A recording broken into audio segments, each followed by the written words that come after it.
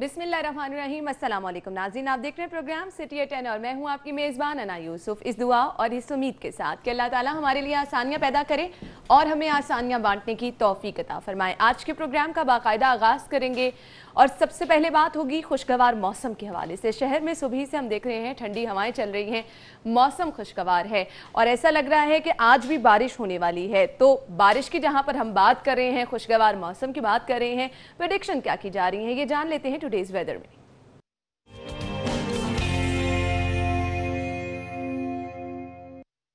जुनेद रियाज ने ज्वाइन किया है। जुनेद बताइएगा, मौसम तो खुशगवार है, बारिश के असरात हैं या नहीं? जी, लाहौर शहर के मौसम की अगर बात की जाए तो लाहौर शहर का मौसम आज जुज़वी तौर पर अबरआलूद रहने का इम्कान है और महकमा मौसमियात का कहना है क्योंकि मौसम आज जज़वी तौर पर अबरआलूद रहेगा और जिसकी वजह से दोपहर के औकात के बाद जो है वो शहर के मुख्तलिफ मकामात पर बारिश होने का इम्कान भी महकमा मौसमियात की जानब से जो है उसका इजहार किया गया है। दूसरी जानब अगर दर्जा हरारत की बात की जाए तो महकमा मौसमियात का कहना है कि क्योंकि गुज़िश्ता दिनों में क्योंकि मौसम जो है वो गर्मी उसमें इजाफा हुआ था जिसकी वजह से दर्जा हरारत जो है वो 36 डिग्री सेंटीग्रेड तक पहुंच गया था, लेकिन क्योंकि आज मौसम जुज़वी तौर पर अबरआलूद रहने का इम्कान है जिसकी वजह से आज ज़्यादा से ज़्यादा दर्जा हरारत जो है वो 31 डिग्री सेंटीग्रेड से जो है वो ज़्यादा होने का इम्कान नहीं। और अगर सुबह के वक्त कम से कम दर्जा हरारत की बात की जाए तो सुबह के वक्त कम से कम दर्जा हरारत जो है वो 20 डिग्री सेंटीग्रेड जो है वो रिकॉर्ड किया गया है। और इसी तरह अगर हवा में नमी के तनासब की बात की जाए तो सुबह के वक्त जो है 71% जो है हवा में नमी का तनासब जो है वो रिकॉर्ड किया गया। और क्योंकि आज मौसम जुज़वी तौर पर अबरआलूद रहने का इम्कान है और दोपहर के वक्त के बाद शहर के मुख्तलिफ मकामात पर बारिश होने का भी इम्कान ज़ाहिर किया गया, जिसकी वजह से दोपहर के बाद जो मौसम होगा और हवा में नमी के तनासब की अगर बात की जाए तो हवा में नमी का तनासब जो है वो 40% जो है वो रहने का इम्कान। और महकमा मौसमियात का कहना है कि मंगल के रोज़ जो है वो शहर के मुख्तलिफ मकामात पर बारिश होने का कोई इम्कान नहीं है, जबकि मंगल के रोज़ जो है वो मौसम खुश्क रहेगा। ठीक है जुनैद, बहुत शुक्रिया। मंगल के रोज़ मौसम खुश्क रहेगा और आज शाम बारिश के भी जो है वो इम्कानात जाहिर किए जा रहे हैं। जुनैद हमारे साथ मौजूद थे, मौसम की सूरत हाल बता रहे थे। अगले सेगमेंट की तरफ जाते हैं, माल का हाल।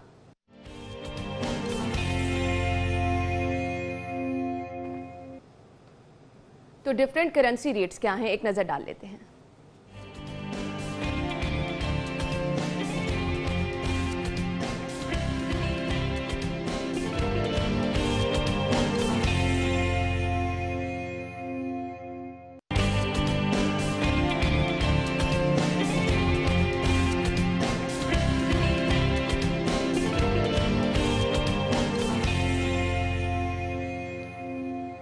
जी तो नाज़रीन, टॉप स्टोरीज की तरफ जाते हैं और डेली सिटी 42 की लीड स्टोरी क्या है सबसे पहले मैं आपको वो बताऊंगी। अरबों का माल खराब हो रहा है, मार्केटें खोलने के लिए फौरी SOPs बनाए जाएं, ताजिर रहनुमाओं की जानिब से ऐसा कहा जा रहा है।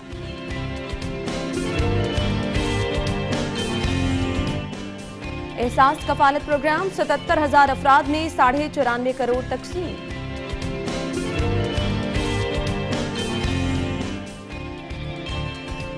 शहर में मुनाफाखोर माफिया का राज, प्राइस कंट्रोल मजिस्ट्रेट गायब। और शहबाज शरीफ की दोबारा 22 अप्रैल को नैब तलबी, हिफाजती इक़दाम की यकीन दहानी।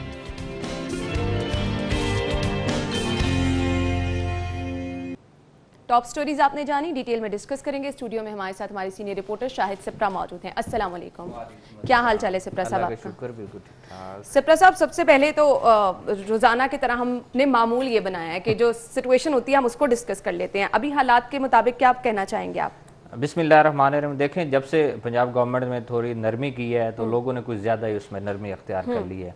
कल इतवार था, छुट्टी का रोज़ था, उसके बावजूद आपकी बड़ी तादाद शहरियों की फिर रही था। अच्छा, फिर क्या है कि आप लोग निकले हैं, एक या दो बंदे निकले हैं किसी इमरजेंसी के लिए, वो तो चलो किसी तरह आप उसको जस्टिफाई कर लेंगे। आप फैमिलीज के हमरा, आप बच्चों के हमरा अगर निकल रहे हैं और ट्रैवल कर रहे हैं और फिर मेल जोल आपने दोबारा शुरू कर दिया है, जिस तरह गवर्नमेंट कहती है कि समाजी राब्ता आप ख़त्म करें और आप फिर उसी पे जा रहे हैं, तो मेरे ख्याल में कोरोना वायरस का फैलने का एक ही जो स्पीडी वे है वो यही है कि आप आपस का मेल जोल जो है, आपस में आपका सोशल जो लाइफ है, अगर वो आप जब तक खत्म नहीं करते, इस पर संजीदगी का मुजाहरा करना चाहिए। देखें अब कल जो क्या हुआ कि पुलिस की जानिब से एक ऐसी रिपोर्ट सामने आई जिसमें कहा गया कि 144 का नफाज जो खत्म कर दिया, आप कार्रवाई ना करी। थोड़ी देर बाद उसकी तरदीद आपने कर दी कि नहीं ये गलती से दर्ज हो गया। अब अगर पुलिस का डिपार्टमेंट, इतना सेंसिटिव डिपार्टमेंट ये कह रहा है, और इस लेवल पे जब आप एक ऐसी कैफियत में है कि आपने हर चीज बंद की हुई है, इस तरह के जब आप इस चीजें सामने लाएंगे तो फिर आवाम जो है ना वो तो पहले घर में तंग बैठी है, उनको मुश्किलात हो रही हैं। देखें बहुत सारे लोग हैं, हमारी 70 to 80% ऐसी आबादी है जो घर पे बैठकर आप मुश्किलात की तरफ जा रही है, जिनका खाना पीना मुश्किल हो रहा है। आपकी ताजर बरादरी इवन उठ रही है, तो आपके जो घर मजदूर आदमी है, जिसने मजदूरी के लिए निकलना है, जिसने घर पे काम करना है, उसके अलावा किसी दुकान पर जाकर वेटर लगना है, या कैशियर है, या कोई भी है, सेलमैन है, जो भी काम करता है, वो मुश्किल में है। इसलिए गवर्नमेंट अब इसको संजीदगी से ले। आपने नरमी बरती, आपने कुछ दुकानें खोली, अवाम आपने सड़कों पे खुद देख लिया, अब तो मामूल के मुताबिक आपको नजर आ रही है। और मुझे ऐसे लग रहा है कि अवाम में जो खौफ था ना वो भी खत्म हो चुका है, हो रहा है ना खत्म। देखें गवर्नमेंट कोई, मैंने लास्ट टाइम भी यही बात की थी कि आपके जो वुज़रा हैं, आपने उनको किस लिए रखा हुआ है? आपके जो सूबाई वजीर हैं, या पंजाब के जो वजीर सेहत के वजीर हैं, या दीगर जो वुज़रा हैं पंजाब से, उनको आपने किस लिए रखा हुआ है? उनको इसलिए रखे हैं कि वो लोगों को आकर आगाही दें, रोजाना की बुनियाद पर, जिस तरह शुरू में था, ब्रीफिंग दें, ताकि लोगों को पता चले। अब क्या है कि सोशल मीडिया पे एक आप मैसेज कर दें अपडेट की, और उसके बाद एक प्रेस रिलीज जो है वो आपका हेल्थ डिपार्टमेंट जारी कर दे कितने पेशेंट आ गए, तो फिर लोगों को अच्छा, यहाँ पर मैं सिंध हुकूमत के इंतजाम को सराहना चाहूंगी। जिस तरह से उन्होंने जबरदस्त इकदाम किए हैं, बिलाशुबा अभी अगर हम कंपैरिजन करें, हम तादाद में तो बहुत आगे पहुंच चुके हैं, वो पीछे होने के बावजूद भी बहुत ज्यादा एहतियात से चल रहे हैं। देखें वो सूबा पसमानदा सूबा है, हम लोग उनसे वैसे भी माशी तौर पर देख लें या दीगर मामलात में देख लें, हम उनसे आगे हैं, लेकिन उसके बावजूद उस गवर्नमेंट की जानिब से इस तरह के इकदाम, और फिर उनके जो सीएम हैं, देखें वो आकर ब्रीफिंग देते हैं। अगर वो लॉकडाउन की बात करते हैं, सख्ती की बात करते हैं, तो वो खुद आकर करते हैं, वो आवाम को एतमाद में लेते हैं। उलमा इकराम ने ऐलान किया कि हम लोग मसाजिद को खोलने जा रहे हैं, उसके बाद अगले दिन मीटिंग हुई, और आपके नामवर जो मारूफ आलिम दीन है, जिसमें मुनीब रहमान हैं, और इसके अलावा आपका मुफ्ती तकी उस्मानी, इनकी जानिब से दोबारा जो है कहा गया कि हम लोग गवर्नमेंट के साथ हैं, जिस तरह गवर्नमेंट SOPs बनाएगी हम उस पर अमल दरामद करेंगे। बात यह है कि यहाँ पर भी यही हो रहा है। अगर अवाम को हुकूमत और हुकूमती नुमाइंदगार एतमाद में रखेंगे तो होगा, अदरवाइज यही कि आपकी जो नाकाबंदी है ये तो मामूल के मुताबिक ट्रैफिक जाम हो रहा है वहां पे। वही ऐसे ही है कि इसका कोई फायदा नहीं है, हमें सिर्फ यहाँ पर गाड़ियों की लंबी कतारें नजर आ रही हैं। खैर, पहली खबर की तरफ जाते हैं। अरबों का माल खराब हो रहा है, मार्केटें खोलने के लिए फौरी SOP बनाए जाए, ताजिर रहनुमाओं की जानिब से ऐसा कहा जा रहा है।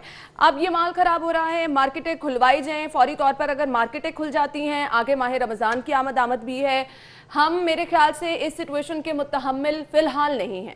क्या कहेंगे? देखिए कौन सा माल खराब हो रहा है? आपकी बेकरीज तो खुली है ना, आपके पानी वाली आइटम है, आपके दीगर जो आइटम है, जो खराब होने वाले आइटम है, वो तो खुली है। डेट से रिलेटेड जिनके एक्सपायरी डेट का इश्यूज हैं वो तो आपकी खुली हैं। अब क्या है इशू कि ताजर बरादरी को क्या मुश्किल हुई, जिस तरह आम कंज्यूमर जो है, आम जो सारिफ है, आम आवाम है, उनको मुश्किल हुई कि उनको मुश्किल हुआ कि वो आप मजदूरी नहीं कर सकते। ताजर बरादरी को क्या हुआ कि आपका एक सीजन स्टार्ट हो रहा था, उसमें आप गारमेंट्स ले लें, दीगर चीजें आप ले लें, कोई भी चीज ले लें, उस पर आप लोगों ने बढ़ना था। फिर आपके माह मुकद्दस आ रहा है, अभी चंद रोज रह गए, अगले हफ्ते शायद होगा और रोजा होगा। अब बात यह है कि उसमें भी आपके खरीदारी की जो शरह है उसमें इजाफा होता है। ताजर बरादरी जो है उसको, उसमें खरीदो फरोख्त जो है, उनका कारोबार जो है चमकता है। उसके बाद क्या होता है कि आपकी ईद आ जाती है, ईद पे तो फिर ऑटोमेटिकली जब ईद उल फित्र हो तो इस पर तो शॉपिंग होती है। ईद उल अजहा पे चलो कम होती है, वो लोग या कुर्बानी करते हैं जो गरीब और मुतवस्सित तबका है, या फिर कपड़े लेते हैं।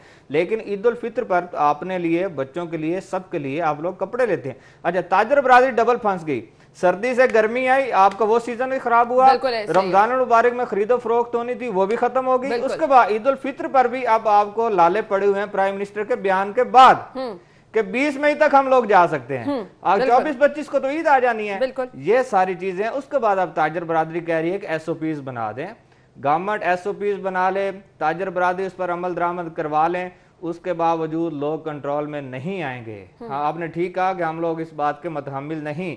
आज आप ऐलान कर दें कि SOPs के मुताबिक हम लोग मार्केट्स खोलने जा रहे हैं, शाम में आप हाल देख लीजिएगा कि क्या हाल होता है। हम लोग इस तरह नहीं कर सकते। हाँ, छोटा ताजर जिस तरह आहिस्ता आहिस्ता गवर्नमेंट कर रही है, पॉलिसियां बना रही है। आपने पहले छोटे ताजर को खोलने की इजाजत दी, उसके बाद दर्जी की दुकानें जो हैं, अच्छा दर्जी की मुझे नहीं मंतक समझ आई, भाई कपड़ा जी जहां से खरीदना है वो मार्केट बंद है, आपने दर्जियों को कहा कि दुकानें खोल के बैठ जाए, ये क्या बात, कौन जाएगा? ऐसे ही बहुत सारी चीजें ऐसे जो इंटरलिंक है ना, वहां पर ये चीजें वाकई समझ से बाहर हैं कि अगर आपने स्कूल बंद है, आपने स्टेशनरी की शॉप खोल दी, वहां पर कौन जाएगा? ये चीजें सब इंटरलिंक है, इन चीजों को हमने, लेकिन अगर एक सजेशन है, अगर सिर्फ रमजान तक का वेट कर लिया जाता और लॉकडाउन में सख्ती कर दी जाती ना, तो कुछ सूरत हाल बेहतर हो जाती और माह रमजान में दुकानें खोलने की परमिशन दे दी जाती, तो आपको नहीं लगता कुछ हालात बेहतरी की तरफ जाते?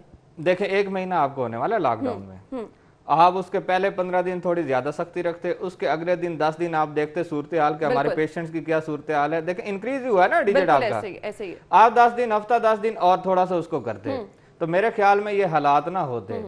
अब क्या हुआ कि शुरू के 7-8 दिन तो आप भी आते रहे, वुज़रा भी आते रहे, मीडिया ने भी ऐसी चीजें चलाई और उसके बाद सोशल मीडिया पर भी कुछ चीजें ऐसी आई कि लोग खौफजदा हो गए, लोग घरों में बैठ गए, लोगों ने अपने आप को घरों में महदूद भी कर लिया। तालीमी इदारे, अच्छा तालीमी इदारों का भी कोई इशू नहीं है, 31 मई तक आपने समर वेकेशंस का ऐलान कर दिया हुआ है। देखें जून जुलाई अगस्त आप पढ़ाएंगे, कोई इशू नहीं है, 3 महीने पढ़ जाएंगे, उसके बाद हो जाएगा। बात यह है कि पब्लिक जो वो मजदूर तबका जो है उसको मुश्किल हो रही है, उसके लिए आप कुछ करेंगे। आप राशन जहां तकसीम हो रहा है वहां हालात देख रहे हैं, पैसे जहां पे दिए जा रहे हैं वहां हालात देख रहे हैं, आप चौक चौराहे देख रहे हैं वहां क्या हालात है, आप उनको छोड़ दें। आपके गाड़ियों की और मोटरसाइकिलों की अच्छा कई नाके ऐसे हैं कि आपने उनको बैरियर रख के पुलिस वाले साइड पे बैठ गए। अब पुलिस क्या करें, पुलिस वाले बिल्कुल ऐसे अब लड़ाई तक बात आ गई है। कल मैं किसी नाके पे खड़ा था, वहां पे एक शहरी गुजरा, उसको रोक लिया उन्होंने, उसने कहा डॉक्यूमेंट्स दे दे, उसने कहा जी डॉक्यूमेंट्स नहीं है मेरे पास, उसने कहा शनाख्ती कार्ड दे दो, उसने ले लें शनाख्ती कार्ड, चलान करने लगे, उसने कहा क्यों चलान कर रहे हो, उसने कहा जी नंबर प्लेट आपकी ठीक नहीं है, उसने कहा आजकल कोरोना चल रहा है, कोरोना की वजह से मेरा चलान करें, नंबर प्लेट पे क्यों कर रहे हैं। अब देखें उसने वायलेशन की, चलान उसका बनता था, लेकिन कोरोना उसने कहा कि नहीं कोरोना की वजह से करें। बात यह है कि कोरोना पर फिर आप भाई अमल दरामद भी करें ना, आप लोग घरों में ही तो बैठे हैं। इस वक्त जो हालात चल रहे हैं, गवर्नमेंट आपका प्राइम मिनिस्टर कह रहा है कि हम 20 मई तक जाएंगे, आपके सूबे में हालात जो है वो बढ़ते जा रहे हैं, तो फिर क्या होगा, तो फिर अल्टीमेटली नुकसान की तरफ जाएंगे। ऐसे ही है, बिल्कुल ऐसे ही है, ये चीजें सिर्फ और सिर्फ समझने की जरूरत है। हम गुफ्तगू का सिलसिला आगे बढ़ाएंगे, ब्रेक की तरफ मुझे जाना है, ब्रेक के बाद वापस आएंगे, स्टे विद अस।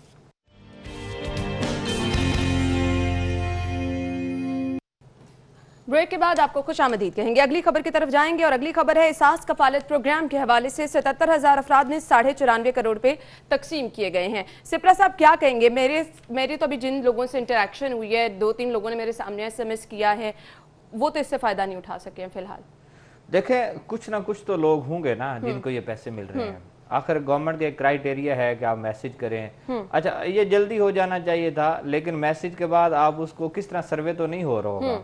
अल्टीमेटली आप बैंक अकाउंट्स चेक कर रहे होंगे या शनाख्ती कार्ड से उनका कोई रेवेन्यू का कुछ है या जो भी मामला है वो देख रहे होंगे, उसके बाद आपको पता चले होगा कि आपके ये हालात हैं। सोशल मीडिया पर ऐसी चीजें भी आ रही हैं कि आपके कुछ नुमाइंदे हैं जिनकी कई एकड़ जमीन भी है, लेकिन उसके बावजूद तो पैसे ले रहे हैं। बात ये आ जाती है कि हम लोग यहाँ पर आपको जिम्मेदारी का मुजाहरा करना होगा, हमें किसी की हक तलफी नहीं करनी चाहिए। ऐसे ही वो लोग जो घर पर बैठे हुए हैं, जो कोई और काम नहीं कर सकते, जिनको रोजी नहीं मिल रही, जिनको कोई दिहाड़ी पे जाना है, उसने वो दिहाड़ी जो है वो नहीं कमा रहा, तो उन लोगों को ये मिलना चाहिए, ताकि अभी जो मुश्किल वक्त आ रहा है और बिलखसूस जो आपका माह मुकद्दस रमजान मुबारक आ रहा है, आपने उसमें रोजे भी रखने हैं, रोजे के बाद सारा अफ्तारी का सामान, सहरी का सामान, ये सारी चीजें हैं। बात यह है कि गवर्नमेंट की जानिब से तकरीबन 1 अरब रुपए के करीब जो है आपने ये पैसा तकसीम किया है, अभी मजीद भी तकसीम होगा। 31 सेंटर्स आपने बनाए हुए हैं। अच्छा सेंटर्स पे अच्छी सूरत हाल है, अब इसमें जो चीज अच्छी हो वो उसको अच्छा कहना चाहिए। लाहौर की सतह पे बात कर रहा हूँ, बाकी जिलों का नहीं पता मुझे। लाहौर में जितने आपके सेंटर्स बनाए, 2-3 सेंटर्स से मतलब दिन में हम लोग गुजर भी रहे होते हैं, वहाँ देखना भी होता है कि आपने बड़ा अच्छा इंतजाम किया हुआ है। अच्छा सेंटर के भाई लोगों का जमा होना वो एक हर जगह पे होता है, आप किसी जगह पर देख खोलें तो लोग वहां भी जमा हो जाएंगे। बात यह है कि लोग वहां पे जमा हो गए, उन जमा होने वाले लोगों को खुद जिम्मेदारी का मुजाहरा करना है कि ये जो मसला आजकल चल रहा है वो इसी जमा होने की वजह से ही हो रहा है। ऐसे ही है। आपको पुलिस के नौजवान वहां पर खड़े हैं, उन्होंने सैनिटाइजर पकड़ा हुआ है, वो आपके हाथ जो हैं, उसके अलावा आपके क्लोरीन वाले जो टैंकर हैं पानी के वो खड़े हुए हैं हाथ धोने के लिए। अच्छा चौक चौराहों में भी खड़े हैं ऐसे ही बिल्कुल। लोग। अब तो ये है ना कि हुकूमत तो कर रही है, शहरी भी उस पर अमल दरामद करें, शहरी जो है अपने एहसास से जिम्मेदारी का मुजाहरा करें। बात यह है कि पैसे आप देते जाएं, तकसीम भी होते जाएंगे, सारा कुछ होता जाएगा, लेकिन अल्टीमेटली ये लोग खुशहाल उस वक्त होंगे जब अपने हाथ से दोबारा कमाना शुरू होंगे। अल्लाह करे बहुत जल्द वो वक्त आए और माह मुकद्दस के सदके जो है ये अज़ाब इलाही जो हम लोगों पे आया हुआ है ये टल जाए, और उस पर तौबा मगफिरत भी हमें करनी चाहिए, इज्तिमाई तौर पर भी, इनफरादी तौर पर भी। बात यह है कि इस वक्त हम लोग मुतहम्मिल नहीं है। हमारी बहुत सारी आबादी जो है, बहुत सारे सफ़ेद पोश ऐसे लोग हैं जो ना एहसास प्रोग्राम के तहत पैसे लेने जाएंगे, ना वो किसी एनजीओ के पास या गवर्नमेंट के पास जाकर आटा, घी, चीनी और राशन का बैग जो है वो लेंगे। इसलिए हमें उन लोगों को देखना है और बिलखसूस आपके मोहल्ले और टाउन की सतह पर लोगों को अब आगे बढ़ना चाहिए, मुखय्यर हजरात को पढ़ना चाहिए। आपने बहुत जबरदस्त बात की है, लेकिन यहाँ पे एक चीज मैं मेंशन करना चाहूंगी, लॉकडाउन के डे फर्स्ट से आज तक मैं डिफरेंट चौक चौराहों में, डिफरेंट रोड पे दिहाड़ीदार मजदूर जो हैं, जो आप कह लें कि घरों में कंस्ट्रक्शन के काम में जो हिस्सा लेते हैं, वो लोग जो हैं वो आज भी आपको उसी तरह से बैठे हुए नजर आ रहे हैं। और ये खबर भी हमारी है कि दिहाड़ीदार मजदूरों की अक्सरियत हुकूमती इमदाद से महरूम है। ऐसा क्यों है? देखिए, अब ये बात हुई ना, आपके बहुत सारे मजदूर तबका जो है वो लाहौर से नहीं होगा, उनका शनाख्ती कार्ड की जो रजिस्ट्रेशन है किसी दूसरे जिले से होगी। अच्छा, अब कंस्ट्रक्शन का जो काम हो रहा है, आपने ग्रे स्ट्रक्चर के आपने इजाजत दे दी कि आप अगर काम कर रहे हैं, आपने रेत बजरी का काम करना है तो उसमें मजदूर जो है वो काम करेगा।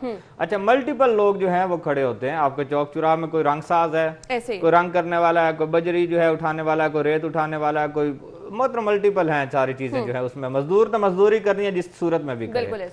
बात यह है कि बहुत सारे ऐसे लोग हैं जिनको मजदूरी तो मिल जाती है। अगर 40 बंदे खड़े हैं, क्योंकि काम तो अब कम है ना, आप चाहे इजाजत दे दें, जो मर्जी कर लें, काम उस लेवल का नहीं होगा। 5-10% हो रहा होगा, आप उसको 100% तो कह नहीं सकते। 10 में से 2 लोगों को तो मजदूरी मिल जाएगी, बाकी 8 लोगों को क्या बनेगा? वो लोग इसी चीज का मुंतजिर होते हैं कि हमें कोई इमदाद मिलेगी, लेकिन वो चौक चौराहों में मैंने आपके जो मुखय्यर हजरात हैं वो जाकर उनको खाना भी तकसीम कर रहे होते हैं, उनको खाना भी मिल रहा होता है, सारी चीजें मिल रही हैं, लेकिन वो इस सोच पर बैठेंगे कि गवर्नमेंट कर रही है, और गवर्नमेंट के जब ऐलानात सुनती है तो उनको भी एक उम्मीद की किरण तो जाहिर हो रही होती है ना उनको सामने कि उम्मीद पर जो है वो हमें भी मिल जाएगा। बात यह है कि आपने मैसेज कर दिया, मैसेज के बाद इन्वेस्टिगेशन के बाद आपने उनको बुलाना है, और बुलाने के बाद आपने उनको पैसे देने हैं। एक बहुत लंबा प्रोसेस है, गवर्नमेंट को अप्रिशिएट करना चाहिए, लेकिन ये चौक चौराहों वाले जो मजदूर हैं इस पर भी नजरसानी करनी चाहिए। और कोई इतना मुश्किल नहीं है, आप टाउन इंतजामिया से कहें, डिस्ट्रिक्ट गवर्नमेंट से कहें कि सपोज आपके अकबर चौक में या किसी चौक में, पीको रोड पर कहीं भी आपके लोग बैठे हैं, मुस्लिम टाउन पे बैठे होते हैं, बहुत सारी जगह हैं, आप उनका डाटा ले लें। बिल्कुल, आप सारे चौक चौराहों से डाटा ले लें, 800 से 900 मजदूर होगा, इससे ज्यादा नहीं होगा। बिल्कुल, शहर में जो चौक चौराहों पे बैठे हैं तो उनको फैसिलिटेट करना कोई मुश्किल काम नहीं है। लेकिन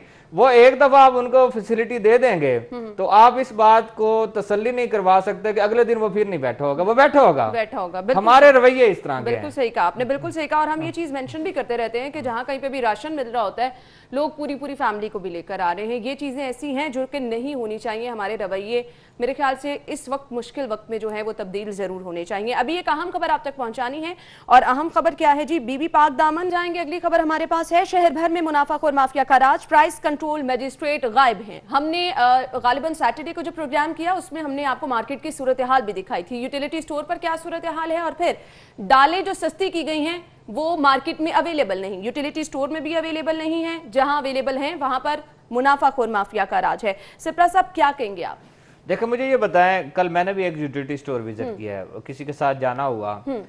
आप जिस चीज पे सब्सिडी दे रहे हैं, आप जिस चीज को कह रहे हैं कि हम लोग सस्ता बेच रहे हैं, वो चीजें तो मैंने कभी मार्केट में देखी नहीं थी। मैं आपको घी की एग्जांपल देता हूँ, वो घी ऐसे ब्रांड्स यूटिलिटी स्टोर में सस्ते आपको मिल रहे हैं, ठीक है, 80-90 रुपए किलो के हिसाब से उनका रेट तो कम है, लेकिन आप उसको हिफाज़त सेहत के असूलों के मुताबिक कह सकते हैं वो चीज जो आपने मार्केट में कभी देखी नहीं है, आपको यूटिलिटी स्टोर पर नजर आ रही है। फिर बात है कि आपने सही जिक्र किया कि दालें, दाल चना, दाल माश, दाल मसूर, ये सारी दालें जो हैं आपके चने, ये यूटिलिटी स्टोर पर मौजूद नहीं है। ऐसी अगर ये चीजें मौजूद नहीं तो फिर यूटिलिटी स्टोर पर लोगों ने क्यों जाना है? फिर वो अरबों रुपए की जो सब्सिडी है, फिर उसका क्या फायदा है? अच्छा, इस पे लिटरली लोग कह रहे हैं कि हम लाइनों में लगे हैं, लाइनों में लगने के बाद जब अंदर जा रहे हैं, बार बार लोगों की जो चीज, जो शिकायत सामने आई, चीनी वहां पे अवेलेबल नहीं है। अब चीनी तो हर किसी ने खरीदनी है ना, बेसिक जरूरत है, हर रोज इस्तेमाल की है। हर बंदा ये कह रहा था कि अंदर हम इंतजार करके आए हैं, लाइनों में लगकर आए हैं और अंदर चीनी अवेलेबल नहीं है। आपकी लाइनें लगी हुई हैं, इसकी क्या वजह है कि आपने ऐलान इतने बड़े बड़े किए हुए हैं कि हमने सब्सिडी दे दी, हमने चीजें सस्ती कर दी, भाई अवेलेबिलिटी है नहीं, तो फिर लोग 1 घंटा लाइन में लगकर फिर अंदर जाके उनसे जो अमला है उनके साथ बोलेंगे ना, उनको एहतजाज तो आपने रिकॉर्ड करवाएंगे। बिल्कुल। बात यह है कि जब अशियाए जरूरिया आप उसकी फ्राहमी को यकीनी नहीं बनाएंगे। अच्छा, रमजान मुबारक आ रहा है, इससे कबल जो शॉपिंग होती है, आप खातून खाना है, आपको बेहतर इसका पता होगा कि क्या होता है, आपके बेसन जो है उसकी तलब में इजाफा होता है, बिल्कुल ऐसे। उसके बाद आपके जो सब्जियों में अगर ले लें, आलू है, लीमू है, इसकी तलब में इजाफा होता है, उसके बाद आपके शरबत के हवाले से जो मशरूबात है मुख्तलिफ, उसमें इजाफा होता है, आपकी चीनी है उसमें इजाफा होता है। ये कुछ 4-5 आइटम्स हैं जिनको आप खरीदते हैं और हर घर की ये जरूरत बन जाती है, और माह मुबारक में जरूरत से ज्यादा ये चीजें जरूरत से ज्यादा इस्तेमाल होती हैं। अब अगर आप ये चीजें ही, इन चीजों को ही यकीनी नहीं बना सकते तो फिर क्या फायदा उस सब्सिडी का, फिर क्या फायदा इतने बड़े ऐलानात करने का। बात यह है कि जब तक आप चीजों की मॉनिटरिंग नहीं करेंगे, जब आपका अमला उनको मॉनिटर नहीं करेगा यूटिलिटी स्टोर्स को, उस वक्त तक ये साम्राज्य हैं आम सारिफ तक नहीं पहुंचेंगे। बहुत सारे गुंजान आबाद इलाकों में इस वक्त आपके जो यूटिलिटी स्टोर्स हैं वहां पर ठीक है, आप लाइनें लगी हुई हैं, लेकिन उन लाइनों का मकसद उस वक्त पूरा होगा जब आप कोई चीज लेने आए, 10 चीजें ले आए, चलो कम से कम 9 चीजें तो आपको मिले वहां से। आप 10 लेने आए, आपको 3 मिल रही हैं, तो फिर फायदा क्या उसका? फिर आपका वहां पर इंतजार करके आने का कोई फायदा नहीं है। खैर, अगर ये यूटिलिटी स्टोर की हमने बात कर ली, मैं बाहर आ जाती हूँ, मार्केट की तरफ आप आ जाएं, दालों की कीमतों में कमी की गई है। वहां पर अब जो एक बड़ा मसला देखने में आ रहा है वो है कि जी आपकी कीमतों का जो तायुन किया गया है उसके मुताबिक कीमतें नहीं हैं। जो रेट लिस्ट है उस पर आपको सब स्टैंडर्ड चीजें मिल रही हैं और जो बिल्कुल अच्छी चीज है वो आपको जो है वो ज्यादा कीमत पर मिल रही है। इस पर लोग ये भी शिकायत कर रहे हैं कि प्राइस कंट्रोल मजिस्ट्रेट, जिनकी टोटल तादाद 88 यानी 88 है, वो कहीं नजर नहीं आ रहे। वो तो मुझे कभी भी नहीं नजर आया। वो तो मुझे गरीब आदमी के जो रेडी बान है उसको, उसकी रेडी को बंद करते तो दिखाई देते हैं। कोई एक छोटा, किसी ने छोटा स्टॉल लगाया, अगर उसने कोई पानी की बोतल या कोई, वो भी आपको महीने बाद 1-2 कार्रवाई नजर आती है। अगर ये 88 मजिस्ट्रेट काम कर लें और हर जोन में आपके 8-10 जोन बनते हैं, उसमें 10-10 लोग आ जाएंगे और मेरे ख्याल में कार्रवाई करेंगे तो ये कोई मुश्किल हाल नहीं है कि गिराम फरोशी भी खत्म हो जाए, नजायज जो आपकी जखीरा अंदोजी होती है उसको भी रोका जा सकता है, आपकी कीमतों को भी मुस्तहकम किया जा सकता है। ये कोई इतना बड़ा इशू नहीं। हमारे आलमिया ये है कि माजरत के साथ जब भी हमारा कोई त्यौहार आता है तो जो आपके गिराम फरोश हैं, जो आपके जखीरा अंदोज हैं, जो नजायज मुनाफा कमाने के लिए लोग हैं, वो एक्टिव हो जाते हैं और उन पर गवर्नमेंट का कंट्रोल नहीं रहता। सारिफ ने रमजान मुबारक में ये चीजें खरीदनी ही खरीदनी है, उनकी जरूरत है। उनको महंगे दामों मिले, उनको नाकिस मिले, उनको क्वालिटी के मुताबिक ना मिले, उनको नाकिस क्वालिटी वाली भारी कीमत अदा करना पड़ेगी, वो लेंगे बिल्कुल। लेकिन फिर गवर्नमेंट कहां स्टैंड करेगी? गवर्नमेंट जो कह रही है कि हम लोग किसी को कुछ भी नहीं करने देंगे, आपके सीएम साहब कहते हैं, आपके वुज़रा कहते हैं गिराम फरोशी नहीं करने देंगे, फिर उसका फायदा तो नहीं है ना। आपने सीएम साहब की बात की है तो कल सीएम साहब ने जो है बगैर प्रोटोकॉल दौरा भी किया है मार्केटों का, सड़कों का। इस दौरे पे हम बात करेंगे। नाज़रीन, ब्रेक की तरफ मुझे जाना है, ब्रेक के बाद वापस आएंगे। Stay with us. तापकर्शी हनी गोल्ड रोजाना रखे तवाना। टीम ऐप, अब घर हो या ऑफिस, मेंटेनेंस के मसले हुए आसान टीम ऐप से। जामिन सिटी लाहौर LDA से बाकायदा मंजूरी के बाद मुतअद्दिद तरक्याती काम तेजी से जारी हैं। आज ही अपने घर और कारोबार की बुनियाद रखें। जामिन सिटी लाहौर।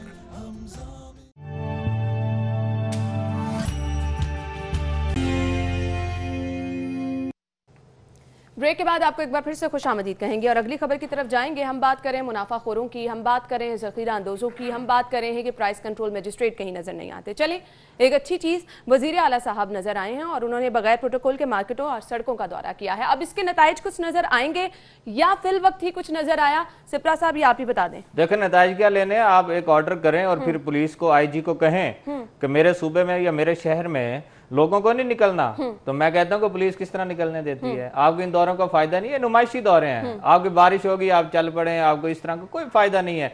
आप ट्रैफिक को देखने के लिए क्यों निकले हैं? इतवार के रोज क्या फायदा आपके निकलने का? बात यह है कि जो आपने करवाना है, आपके पास जितने इदारे हैं, महकमे हैं, कानून नाफिज करने वाले इदारे हैं, आप उनको ऑर्डर करें।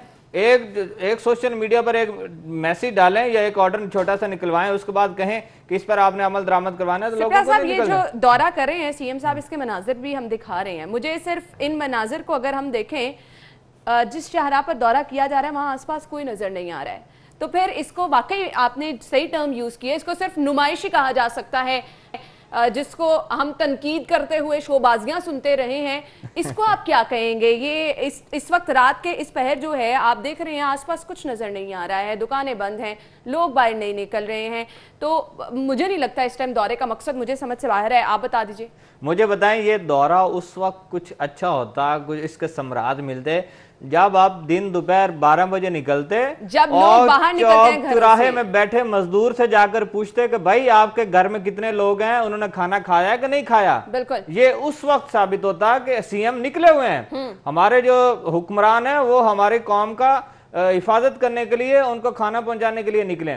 आप रात के किसी पहर में 5 बजे तो दुकानें बंद हो जाती हैं। ऐसे ही है। और मेडिकल फार्मेसीज आप चेक करने के लिए निकलने का टाइम वो है ना जब लोग बाहर निकल रहे हैं। आपके दफा 144 का नफाज कहां हो रहा है, आपको कम से कम ये पता चले। आपके सुबह के टाइम आपके 3-4 बजे जो पीक आर है, 5 बजे लोगों को पता है कि स्टोर्स बंद हो जाने हैं।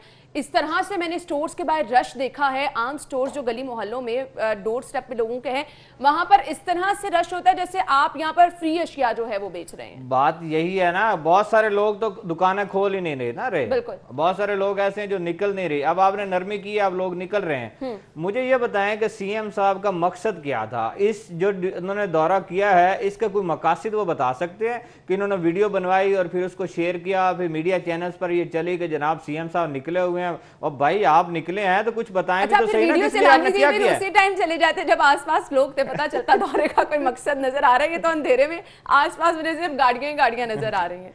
देखें, बात ये होती है कि ये आपने ठीक कहा कि शोबाजियां ये लोग तो कहते हैं, तो ये भी वही नुमाइशी तौर पर मैं कहूँगा कि आपने कहा कि मैं निकला हूँ।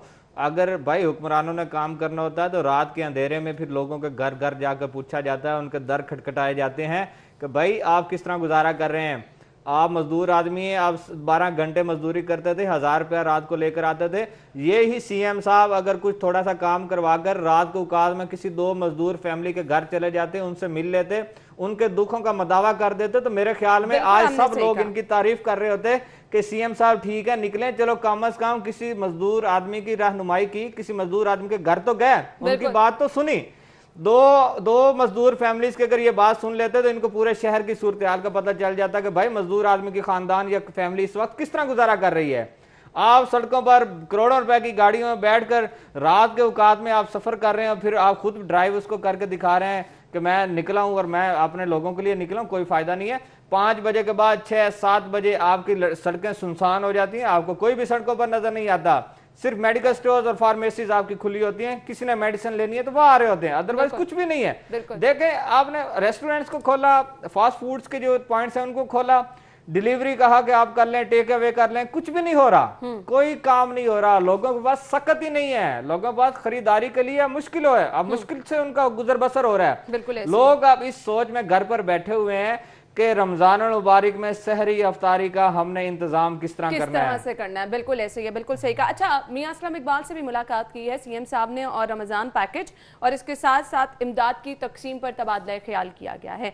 ये चीजें आपको नहीं लगता कि प्लान अभी जो हम कर रहे हैं ये हो जाना चाहिए था और अब तक लोगों को इसके समरात मिल जाने चाहिए थे? गालिबन 4 से 5 रोज रह गए हैं रमजान मुबारक में, अभी हम रमजान पैकेज पे बातचीत कर रहे हैं।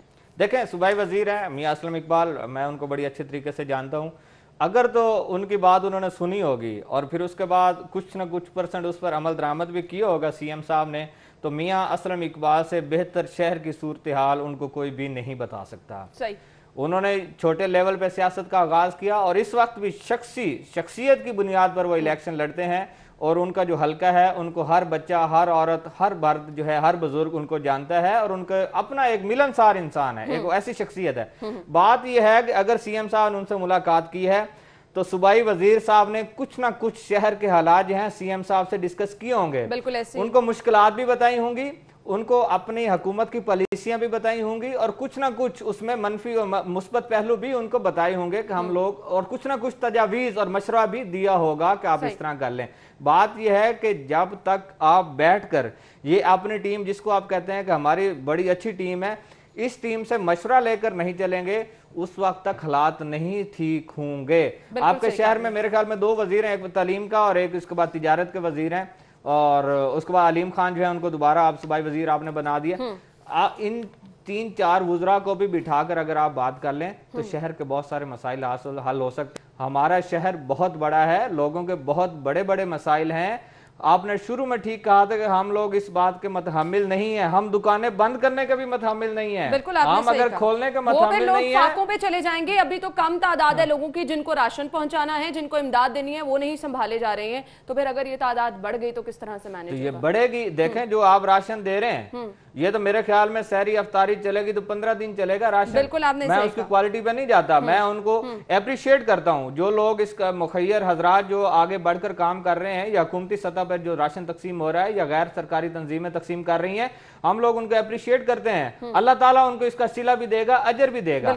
बात यह है कि आखिर जितनी उनकी कैपेसिटी है उस कैपेसिटी में रहकर उनकी कोशिश है कि मैक्सिमम खानदानों तक पहुंच जाए, चाहे 10 दिन का राशन पहुंचे, चाहे 15 दिन का, चाहे महीने का पहुंचे।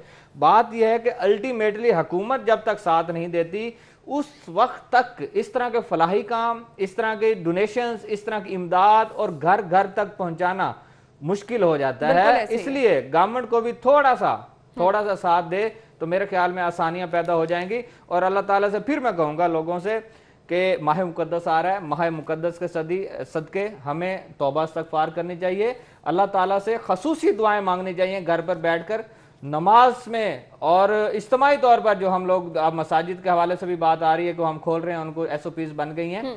जब तक हम तौबा इस्तगफार नहीं करेंगे तब तक अजाब इलाही नहीं टलेगा। उसकी वजह क्या है? कहीं ना कहीं तो नाराजगी है ना। सही है, यही हमारे पास एक वाहिद रास्ता है कि हम अल्लाह ताला के हुजूर जो है वो दुआएं करें। और आगे हमारे पास ऐसा महीना भी आ रहा है कि जब अल्लाह ताला हमारी दुआएं जो है वो बहुत करीब होकर सुनेगा और इंशाअल्लाह हम इस मुश्किल वक्त से भी बाहर आ जाएंगे। ब्रेक की तरफ जाएंगे, हमारे साथ रहिए।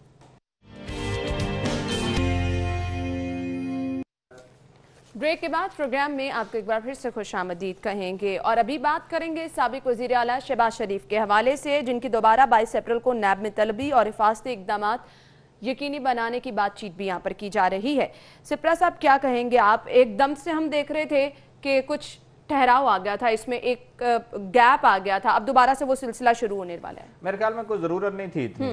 जो हमारे इस वक्त और बल्कि पूरी दुनिया के जो हालात चल रहे हैं इसमें कोई एहतसाब या अगर 10-12 दिन 14 दिन महीना लेट भी हो जाता तो कोई इतनी बड़ी बात नहीं थी। बात यह है कि अगर आप एहतसाब करने जा रहे हैं तो फिर भी बहुत सारे और भी लोग हैं जिनके आपकी फाइलें जो हैं वो दबी हुई हैं। फिर आपको 15-15 दिन का आपको टाइम ना देना पड़ता, आप रिपोर्ट्स को पब्लिक करते और फिर लोगों को बताते कि कौन लोग मुलविस हैं इस तरह के हालात में, और आवाम की जो चीजें हैं जो बुनियादी जरूरियात है जिंदगी उन पर किस तरह डाके डाले जा रहे हैं ये बताते आप। बात यह है कि जब आपने कहना है कि हमने अपोजिशन का ही एहतसाब करना है और उसके बाद फिर कोई फायदा नहीं, इस वक्त आपको कोरोना पे ही जाना चाहिए, इस वक्त लोगों के मुआशी हालात पे जाना चाहिए, लोगों की सोशल लाइफ पे जाना चाहिए को किस तरह मुतासिर हो रही है। इस पर अगर आप पॉलिसियां बनाएंगे, इस पर अगर बात करेंगे तो मेरे ख्याल में हालात बेहतर होंगे। अकॉर्डिंग टू हुकूमत का जो पॉइंट ऑफ व्यू है उससे हटकर अगर हम देखें, जैसा कहा जाता है कि जी कुछ नहीं ऑपोजिशन की जानिब से किया जा रहा, चले जो कुछ किया जा रहा है कम अज कम वही सही। डॉक्टर्स को किट दी जा रही है, फिर राशन मुख्तलिफ इलाकों में तकसीम किया जा रहा है, कहीं ना कहीं तो कुछ किया जा रहा है ना, कहीं ना कहीं तो लोगों की हेल्प हो रही है। अगर इस चीज को बीच में ऐड कर दिया जाएगा तो मेरे ख्याल से ये भी सिलसिला रुक जाएगा। देखें बात यह है कि आपने जब एक ही बात बना ली कि हमने एहतसाब करना है और एहतसाब ही करना है, इस वक्त हमने कुछ नहीं करना, तो मेरे ख्याल में जो इस वक्त वबा फैली हुई है इसमें आपकी अपोजिशन अगर तनकीद का निशाना बनाए तो वो भी बुरी है, अगर वो आपके साथ चले फिर भी बुरी है, अगर वो आपके मदद करे, किट्स का जिस तरह आपने जिक्र किया या राशन का जिक्र किया, अगर वो तकसीम करे फिर भी बुरी है। ये सारी चीजें अगर अपोजिशन की बुरी हैं तो फिर भाई आप उसको कंट्रोल संभालें ना मुल्क का। बिल्कुल आप लोगों तक और डॉक्टर्स तक ये किट्स और राशन की जो तकसीम है इसको आप खुद करें, अपोजिशन नहीं करेगी, अपोजिशन ना तनकीद का निशाना बनाएगी। डॉक्टर बार बार दुहाई ये दे रहे हैं जिस पर हम अपोजिशन का ये रवैया देख रहे हैं कि उनकी जानिब से डॉक्टर्स को किट तकसीम की जा रही है। खैर वक्त कम है, मैं अगली खबर की तरफ आना चाहूंगी। जिन्ना अस्पताल का डॉक्टर तनख्वाह न मिलने पर टैक्सी चलाने पर मजबूर है, एनेस्थीसिया स्पेशलिस्ट हैं। वैसे बड़ी बुरी हालात है हमारे पास तो, ये डॉक्टर्स के जो हालात हैं और उसके बाद बड़ी अफसोसनाक खबर है बिल्कुल कि उसकी डिटेल्स मैंने पढ़ी हैं कि एक घर अगर उसको सरकारी रिहाइशगाह मिली है और फिर आपके वजीर और सेक्रेटरी और सब लोगों ने उसको नोटिफिकेशन के जरिए रोक रखा है, उसके बावजूद आप उसकी तनख्वाह इस बुनियाद पर काट रहे हैं कि आप जिस घर में रिहाइश पजीर हैं हमने उसको किराए की सूरत में पैसे लेने हैं, तो मेरे ख्याल में ये बहुत बड़ा जुल्म हो रहा है। डॉक्टर बनना कोई आसान काम नहीं है। डॉक्टर जो है उसको मसीहा का नाम क्यों दिया गया है, ये सब लोगों को इस बात का पता है। और इस वक्त मौजूदा हालात में डॉक्टर्स की कदर देख लें, पैरामेडिकल स्टाफ की देख लें, नर्सिस की कदर देख लें। आज हमें पता चलता है कि हॉस्पिटल्स में वो पेशेंट जिनके उनके अपने जिनसे भाग रहे हैं, जिनसे दूर जा रहे हैं, डॉक्टर्स, नर्सिस, पैरामेडिकल स्टाफ, ये लोग उनका ख्याल कर रहे हैं। मेरे ख्याल में इस पर आपकी जो गवर्नमेंट है उनको संजीदगी से नोटिस लेना चाहिए। 3 साल से, अच्छा फिर डॉक्टर है और फिर वो टैक्सी चलाने पर मजबूर है। अब ये बड़ी मेरे लिए अफसोसनाक बात है कि लाहौर शहर का एक डॉक्टर जिसको आप तनख्वाह नहीं दे रहे और फिर वो टैक्सी चलाने पर मजबूर हो रहा है, तो वो किस हद तक वो मजबूर होगा कि उसने मुझे बताएं कि डॉक्टर जब बनता है, बंदा इंटर करता है और उसके बाद हर स्टूडेंट की ख्वाहिश होती है कि मैं इंजीनियर बन जाऊं या डॉक्टर बन जाऊं, तो उस वक्त से वो शुरू होता है। एफएससी मैट्रिक के बाद एफएससी के मार्क्स अच्छे आने, फिर आगे टेस्ट देना, फिर कितनी सारी स्टडीज हैं और स्टेजेस के बाद आपने जाकर डॉक्टर बनना और उसके साथ आप ये कर रहे हैं। मैं तो रिक्वेस्ट करूंगा सीएम साहब से, आपको रोड्स पर तो नजर आते हैं ना, रोड्स पर ये टैक्सी चलाने वाले की भी बात सुन लें, आप इसका भी नोटिस लें, आप इसकी तहकीकात करें। अगर पैसे नहीं बनते तो मेरे ख्याल में इनको नौकरी पर वापस आना चाहिए और इनको पैसे भी। बिल्कुल ऐसा। शुक्रिया सिप्रा साहब आपके वक्त के लिए। नाज़रीन, ब्रेक का वक्त हुआ है, हम ब्रेक के बाद दोबारा हाजिर होंगे, हमारे साथ रहिएगा।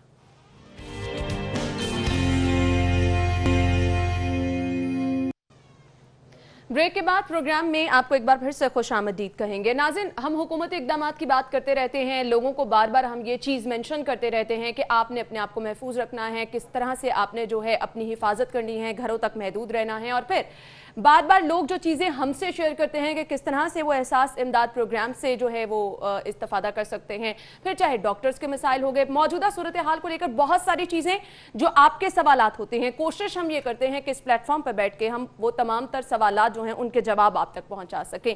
लेकिन इसके साथ साथ एक और अहम चीज़ जो हम देख रहे हैं कि हुकूमत के साथ साथ अपोजिशन का किरदार भी नज़र आना चाहिए, जो हमें बहुत जगह पे नज़र आ भी रहा है। आपके सवालात भी इससे रिलेटेड जो हैं वो होते हैं, तो हमने कोशिश की कि आज हम ऑपोजिशन का भी जो पॉइंट ऑफ व्यू है वो आप तक पहुंचाएं, ताकि पता चले कि ऑपोजिशन अब की सूरत हाल को लेकर किस तरह से जो है वो मुत्तहिद नज़र आ रही है और कोशिशें करती नज़र आ रही है। क्योंकि हमने माजी में हुकूमत में जब ऑपोजिशन थी तो हमने देखा कि बहुत बहुत बड़े चैलेंजेस का सामना जो है वो बहुत ही ज़बरदस्त अंदाज में किया गया। मिसालें हमारे सामने हैं डेंगू की, पोलियो की, जिससे हमने निमटते हुए देखा कि किस तरह से मेहनत की गई, दिन रात कोशिशें की गई और फिर हम उस मुश्किल वक्त से बाहर आए। अब हम इंतजार कर रहे हैं कि ऑपोजिशन की जानिब से वही एक जज्बा हमें दोबारा से नजर आए। स्टूडियो में हमारे साथ हमारे मेहमान जो मौजूद हैं उनका तारुफ मैं आपके साथ कराना चाहूंगी। हमारे साथ जनरल सेक्रेटरी लाहौर पाकिस्तान मुस्लिम लीग नून ख्वाजा इमरान नज़ीर साहब मौजूद हैं। अस्सलाम वालेकुम। क्या हाल चाल है ख्वाजा साहब आपका? अल्हम्दुलिल्लाह। ख्वाजा साहब बहुत बहुत शुक्रिया आपके वक्त के लिए। सबसे पहले तो मौजूदा सूरत हाल, डेंगू के जो केसेस बढ़ते चले गए, कोरोना के केसेस बढ़ते चले जा रहे हैं, उस पर मैं आपसे सूरत हाल जानना चाहूंगी, क्या कहेंगे? बिस्मिल्लाह। देखें, बहुत सारी जगहों पे बहुत सारी बात हो चुकी है और जो बेसिकली की फैक्टर है कि बड़ी अच्छी हमारी गवर्नमेंट की शुरू में पॉलिसी थी और हम भी फील करते थे कि जब उन्होंने वुहान से स्टूडेंट्स इवैक्यूएट नहीं किए और ये कहा कि चूंकि चाइना में वायरस आ चुका है तो इसलिए अब उन स्टूडेंट्स का वहाँ रहना बेहतर। और ये हमारा जो कुरान करीम है और नबी पाक सल्लल्लाहु अलैहि वसल्लम की जो अहादीस हैं वो भी यही कहती है कि जब कहीं वबा फूट पड़े तो वहाँ से मत निकलो और उस इलाके में दाखिल मत हो। लेकिन उसके बाद जब इन्होंने अपना रवायती यू टर्न लिया, क्योंकि हर बात में यू टर्न ले लेते हैं, अच्छा काम भी अगर कोई करना भी चाहे तो 2 दिन से ज़्यादा ठहरते नहीं उस पर, तो तफ्तान बॉर्डर वाला जो इंसिडेंट हुआ वो पूरी कौम के सामने है। और आज अल्लाह माफ़ करे उसका रिजल्ट ये है कि कल के दिन में पाकिस्तान में 21 डेथ्स हुई हैं, जो मैक्सिमम डेथ्स हैं। और वो लोग जो अब इसको ईजी लेना शुरू हो गए थे, उन लोगों के लिए मैं समझता हूँ कि एक मैसिव पैगाम है कि वो अपनी पॉलिसीज़ जो हैं उनको दोबारा से देखें। असल इस हुकूमत का प्रॉब्लम यह है कि आधा तीतर आधा बटेर पॉलिसी पे चली है। जो लॉकडाउन है, अगर डे फर्स्ट से जब वायरस एंटर हुआ था और उस वक्त अगर 15 दिन का सख्त लॉकडाउन कर दिया जाता तो उस वक्त मेरी आपकी उस दिहाड़ीदार की शायद कुछ कैपेसिटी मौजूद थी कि वो 8, 10, 15 दिन सर्वाइव कर सकता। हुकूमती इमदाद अगर लेट भी हो जाती तो अव्वल तो अभी तक अल्हम्दुलिल्लाह लेट ही है, लेकिन अगर लेट भी हो जाती तो वो 15 दिन तक सर्वाइवल करता। जो मुराद अली शाह का कंडक्ट रहा, अगर उस वक्त उस कंडक्ट को सपोर्ट किया जाता, जो गिलगित बल्तिस्तान के चीफ मिनिस्टर हमारे अफरीदी साहब का कंडक्ट रहा, अगर इनको सपोर्ट किया जाता तो आज सूरत हाल में दावे से कहता हूं कि मुख्तलिफ होती, लेकिन शुरू से आधा तीतर आधा बटेर किया गया, दुकानें बंद कर दी गई। अब जिनकी दुकानें बंद हैं उनको आज 1 महीने से जायद हो चुका है, वो उनको इस वक्त ये फील होना शुरू हो गया कि यार जहन्नुम में जाए कोरोना, मरना तो एक दिन है ही, हम भूख से तो ना मरें, हम जो सफेद पोशी है उसका भरम तो ना खत्म करें। तो इस हुकूमत के जो इकदाम, जो मैं समझता हूँ कि टाइमली इकदाम नहीं है, एक कोऑर्डिनेशन नहीं है, और उस जब तक शहबाज शरीफ साहब पाकिस्तान नहीं आए थे ये हुकूमत कहीं नजर नहीं आ रही थी। जिस दिन शहबाज शरीफ साहब ने पाकिस्तान में कदम रखा फिर इनको एक कंपटीशन मिलना शुरू हुआ, और यही ऑपोजिशन का काम होता है। आप एक हेल्दी कंपटीशन देते हैं, उसके बाद गवर्नमेंट को लाजमी तौर पर निकलना पड़ता है। तो उसके बाद से फिर कुछ और लोगों ने मेहरबानी की और कोई हल्की फुल्की मूवमेंट नजर आई, लेकिन आज भी जो कंफ्यूजन पैदा करने का जो सबसे बड़ा मरकज है वो 372 हुकूमती तर्जुमान है, जो ऊपर भी बैठे हैं, पंजाब में भी बैठे हैं। वो एक कोई बात करता है, दूसरा कोई बात करता है। एक प्रोग्राम में मुझे किसी ने कहा जी हमने तो बड़े ऑर्डर दिए, चाइना से सामान ही नहीं मिलता। उसको मैंने कहा भाई मेरे व्हाट्सएप पे चाइना से कंपनियां मैसेज कर रही हैं कि जितना सामान चाहिए खरीद लो, और प्रॉब्लम इस हुकूमत का ये है कि इन्होंने अब तक अपने पल्ले से पैसा खर्च नहीं किया जो हेल्थ सेक्टर में खर्च करना था। इन्होंने अब तक हिफाजती लिबास परचेज नहीं किए, इन्होंने अब तक डॉक्टर्स के तहफ्फुज़ात बार-बार सामने आ रहे हैं। तो ये चंदे पे चूंकि पलने की आदि है। देखिए एक काम के ऊपर आपको मानना चाहिए, हुकूमत की तारीफ भी कभी कभी करनी चाहिए। इमरान खान साहब की मैं बिल्कुल तारीफ करना चाहूंगा, ये मांगने में इतने एक्सपर्ट हैं कि सारी कौम ईदी को देती है, इन्होंने ईदी से भी चंदा ले लिया। तो मैं इस बात पर दाद दिए बगैर जो है वो नहीं रह सकता। सही। अच्छा कादिर साहब, मैं आपसे ये जानना चाहूंगी, हम ऑपोजिशन हुकूमत की बात कर रहे हैं कि वो वक्त है एक प्लेटफॉर्म पर होना चाहिए, ऑपोजिशन को भी अपना किरदार भरपूर तरीके से अदा करना चाहिए। शहबाज शरीफ साहब जब बाहर आए तो हमने मीटिंग में देखा भी कि जिस तरह से उनकी जानिब से इज़हार नाराजगी किया गया कि प्राइम मिनिस्टर साहब ने उनकी बात नहीं सुनी, वोट के चले गए उस पर। अब मुझे ये चीजें समझ नहीं लगती हैं, आपके पास एक्सपीरियंस भी है, आपने डेंगू से भी निपटा, पोलियो से भी निपटा, अब यहाँ पर हुकूमत किसी भी तरह से ताउन करने को तैयार नहीं। मेरे ख्याल से आपके एक्सपीरियंस से फायदा उठाना चाहिए था। देखिए ना, ये आपको याद होगा कि फ्यू मंथ्स बैक जब लाहौर शहर में और पूरे मुल्क में खासकर डेंगू के वबा ने एकदम से सर उठाया था, और वो डेंगू जिसको अल्लाह के फजल से हम सब ने मिलकर उसको खत्म किया था और उसको कंट्रोल कर लिया था। तो मैंने फ्लोर ऑफ द हाउस ये रिक्वेस्ट की मुहतरमा यास्मीन राशिद साहबा जो हेल्थ मिनिस्टर है उनसे कि आप ऐसा करें कि आप एक कमेटी बना दें। हम आपसे कुछ नहीं मांगते, हम उस कमेटी में कंसल्टेशन किया करेंगे, मुशावरत किया करेंगे। सलमान रफीक साहब को आप प्रोटेक्शन ऑर्डर पर बुलाएं और बैठकर हम सब इकट्ठे बैठकर इस क्राइसिस से लोगों को निकालते हैं। तो उन्होंने आगे से पहले तो मेरी बात को जो सुनी अनसुनी की, फिर मजाक उड़ाया, फिर जिस तरह इनका स्टाइल है कि मजाक उड़ाते हैं बातों का कि जी अगर सलमान रफीक साहब गारंटी लिख के दे दें कि वो आएंगे और डेंगू खत्म हो जाएगा तो मैं करने को तैयार हूँ। तो यानी ये जो खुदाई दावे करते हैं, मैं समझता हूँ बाद दफ़ा वो पूरी कौम को भुगतना पड़ता है। कभी ये गलत आयतें तशरीह करते हैं, कभी ये शब बरात गुजरने के बाद शब बरात का ट्वीट करते हैं, फिर बातें रियासत मदीना की होती हैं, फिर कोई इनको याद कराता है कि खान साहब वो शब बरात कल गुजर गई है, तो फिर ट्वीट डिलीट हो जाता है। तो जो नॉन सीरियस रवैया, और सबसे बड़ा खराबी है कि अपने आप को अक्ले कुल समझने का रवैया, ये रवैया हमें अब तक मरवा रहा है। इस बात पर भी आप देखेंगे जब कोरोना आया है तो शहबाज शरीफ साहब जब वापस आए हैं, मियां नवाज शरीफ साहब ने उनको भेजा, उनके पास बड़ा अच्छा बहाना था कि भाई फ्लाइट्स ही बंद हो गई है, मैं तो अब आ नहीं सकता। तो वो ना आते, कोई बोलता भी ना, लेकिन वो पाकिस्तान के लिए अपने मुल्क को सर्व करने के लिए आए थे।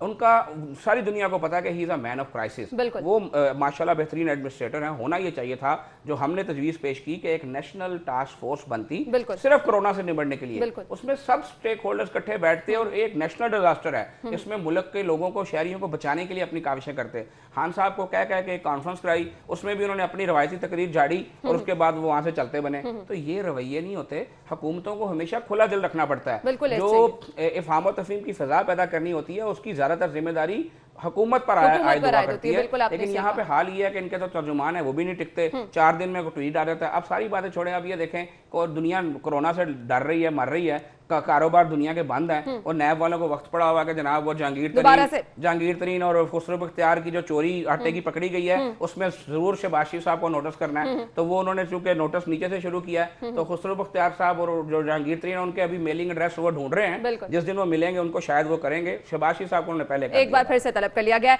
अच्छा कादिर साहब, यहाँ पे मैं जानना चाहूंगी, अभी जो हम देख रहे हैं कि मार्केटें दोबारा से खोलने की तरफ जा रहे हैं, ताजिर बार बार मुतालिबात कर रहे थे, अब जो बाहर सिचुएशन हम देख रहे हैं, लॉकडाउन की हो गया, मार्केटें खुलने की हो गया, मुझे लग रहा है अब हम ज्यादा मुश्किल में जाएंगे। हमारे पास तकरीबन 4-5 दिन माह मुबारक में रह गए।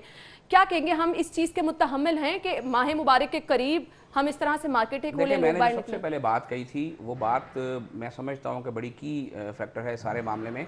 अगर आप शुरू में 15 दिन का लॉकडाउन करते तो आपकी इकोनॉमी में इतनी सख्त बहरहाल थोड़ी बहुत रह गई थी, जो आपने तो वैसे तबाह ही कर दी थी पहले भी, तो 15 दिन का मुश्किल जो है वो हर शख्स तकरीबन काट लेता। सही। क्योंकि हमारे लोग भी बड़ा आपस में ख्याल करते हैं, कोई किसी को भूखा नहीं सोने देता। ये हमारे शहरियों की, हमारे पाकिस्तानियों की ये क्वालिटी है, इस पे मैं इनको सलाम पेश करना चाहता हूँ। बहुत लोगों ने अपनी मदद आपके तहत ये काम किया है। हुकूमत उस वक्त तक सोई हुई थी जब तक वो लोग काम कर रहे थे, शुरू भी कर दिया, आम लोग ये काम कर रहे थे। तो हुआ ये है कि जब आपने उस वक्त कंप्लीट लॉकडाउन नहीं किया तो जो कारोबार आपने उस दिन बंद करा दिया था वो आज तक जब बंद है तो अब उसकी शक्कत खत्म हो चुकी है। अब वो कहता है कि यार जहन्नुम में जाए, मैं कोरोना से मरता मर जाऊं, मेरे घर वाले भूख से ना मरे, परेशानी से ना मरे। तो ये जो सूरत हाल है ये हमारे लिए अलार्मिंग भी है। आपने चाइना में देखा कि जब उन्होंने लॉकडाउन एकदम से खत्म किया तो उसके बाद रिसेंट उनकी जो तादाद है डेथ्स की एक दिन में फिर दोबारा रेस कर गई। तो पाकिस्तान के अंदर तो ना वो क्वालिटी है। एक वेंटिलेटर आज तक हमारी हुकूमत जो है 2-2.5 माह का क्राइसिस हो गया, एयरलिफ्ट नहीं करा सकी। आज यहाँ शहबाज शरीफ होता, डे फर्स्ट से डॉक्टरों की टीम बनती, जो चाइनीज डॉक्टर के साथ वीडियो लिंक पे बैठते, उनसे पूछते कि हमें क्या करना चाहिए, एक SOP बनता, उस पर अमल होता और एयरलिफ्ट कराए जाते वेंटिलेटर। आज जो बातें तनकीद लोग करते हैं कि जनाब आपके दौर में वेंटिलेटर नहीं आए, उनकी 7 साल से हुकूमत है खैबर पख्तूनख्वा में टोटल 55 वेंटिलेटर है खैबर पख्तूनख्वा में, और पंजाब में अल्लाह के फजल से 1,500 के करीब वेंटिलेटर है PKLI के मिला के। और किसी भी हुकूमत के सिंध के अलावा, सिंध में को शायद 500 हैं, ना बलूचिस्तान में है, ना KP में है, ना कहीं और है। तो खुद कुछ करना नहीं, और जिसने काम किया उस पर 24 घंटे चोरी और गिले और शिकवे और इल्जामात राशि करते रहना। तो मेरी इनसे दरख्वास्त है कि इल्जामात राशि फलाना ये सारा मामला चलता रहेगा। खुदारा अपनी जुबानें बंद रखें, अपने हाथों को हरकत दें, काम करें, लोगों को बचाएं। एक अहम चीज जो मैं यहाँ पे डिस्कस करना चाहूंगी, टेस्टिंग की सहूलत हमारे यहाँ अभी तक वो नहीं है जो होनी चाहिए थी। हम बार बार चीजों को रिलेट इसलिए करते हैं कि हमारे पास बेहतर नतीजे आए थे। डेंगू का टेस्ट मुफ्त कर दिया गया था। फिलहाल मैं अना यहाँ पर आपको इंटरप्ट करना चाहूंगा। हमारे पास अल्हम्दुलिल्लाह कंप्लीट टेस्टिंग की सहूलत मौजूद है। नीयत हमारी टेस्ट करने की नहीं है, जो इस बात को जरा समझ लीजिएगा। हमारे पास जो प्राइमरी और सेकेंडरी की लैब जो आज टेस्ट कर रही है वो अल्हम्दुलिल्लाह मैंने अपनी मिनिस्ट्री के दौर में बनाई थी, शहबाज शरीफ साहब के ज़रिए क़यादत। उसके अलावा हमारी हर जो टीचिंग हॉस्पिटल की लैब है उसमें ये सलाहियत है कि आप उसमें कोरोना टेस्ट कर सकते हैं। शर्त क्या है कि उनको किट्स प्रोवाइड कर दी जाए। जब आप रॉ मटेरियल ही प्रोवाइड नहीं करेंगे तो दुनिया की कोई लैब आपको टेस्ट नहीं करके दे सकती। तो अगर आप उनको किट्स प्रोवाइड करते, ना शौकत खानम और चुगताईस लैब के 9-9 हज़ार रुपए के टेस्ट कराने पर लोगों को मजबूर करते। मुझे ये समझ नहीं आती कि पहले वाशी साहब ने जब डेंगू को समझ गए थे तो उन्होंने कहा था कि सब टेस्ट जो है वो 90 रुपए के होंगे अक्रॉस द बोर्ड। आज अगर हम इनके साथ पहले दिन से बैठ के बात करते और इनकी कॉस्ट निकालते कि बताएं यार आपकी कॉस्ट क्या आती है टेस्ट करने पे, आप कॉस्ट के साथ साथ ये 50 रुपए या 100 रुपए मुनाफा भी रखें। लेकिन उसके बावजूद अगर आप रेशो देखें तो शायद 1000 रुपए से ऊपर का टेस्ट ना हो, जिसको शौकत खानम आज भी 9000 का कर रहा है और जिसको ये 27 आज भी 9000 साहब ये है कि मेरे ख्याल से यहाँ मैं नैब की बार तारीफ भी करना चाहूंगा कि नैब लाहौर की, नैब लाहौर ने जो है उस टेस्ट को, उनकी जिम्मेदारी नहीं थी, उन्होंने 24 लैब को बुलाया और उन्होंने जो भी किया टेस्ट जो है कम से कम 50% सस्ता हो गया। चलें कुछ तो बेहतर हुआ। बिल्कुल ऐसे ही है, बिल्कुल ऐसे ही है। जो अच्छे इकदाम उठाए जा रहे हैं उनकी तारीफ भी करनी चाहिए। हम गुफ्तगू का सिलसिला आगे बढ़ाएंगे। नाज़रीन ब्रेक की तरफ मुझे जाना है, ब्रेक लेंगे, ब्रेक के बाद दोबारा हाजिर होंगे और हम बात करेंगे एहसास इमदाद प्रोग्राम की। अब जो लोगों को रमजान पैकेज की सूरत में रिलीफ दिया जा रहा है उसको अपोजिशन कैसे देखती है, इस पर हम बात करेंगे। ब्रेक के बाद हमारे साथ रहेंगे।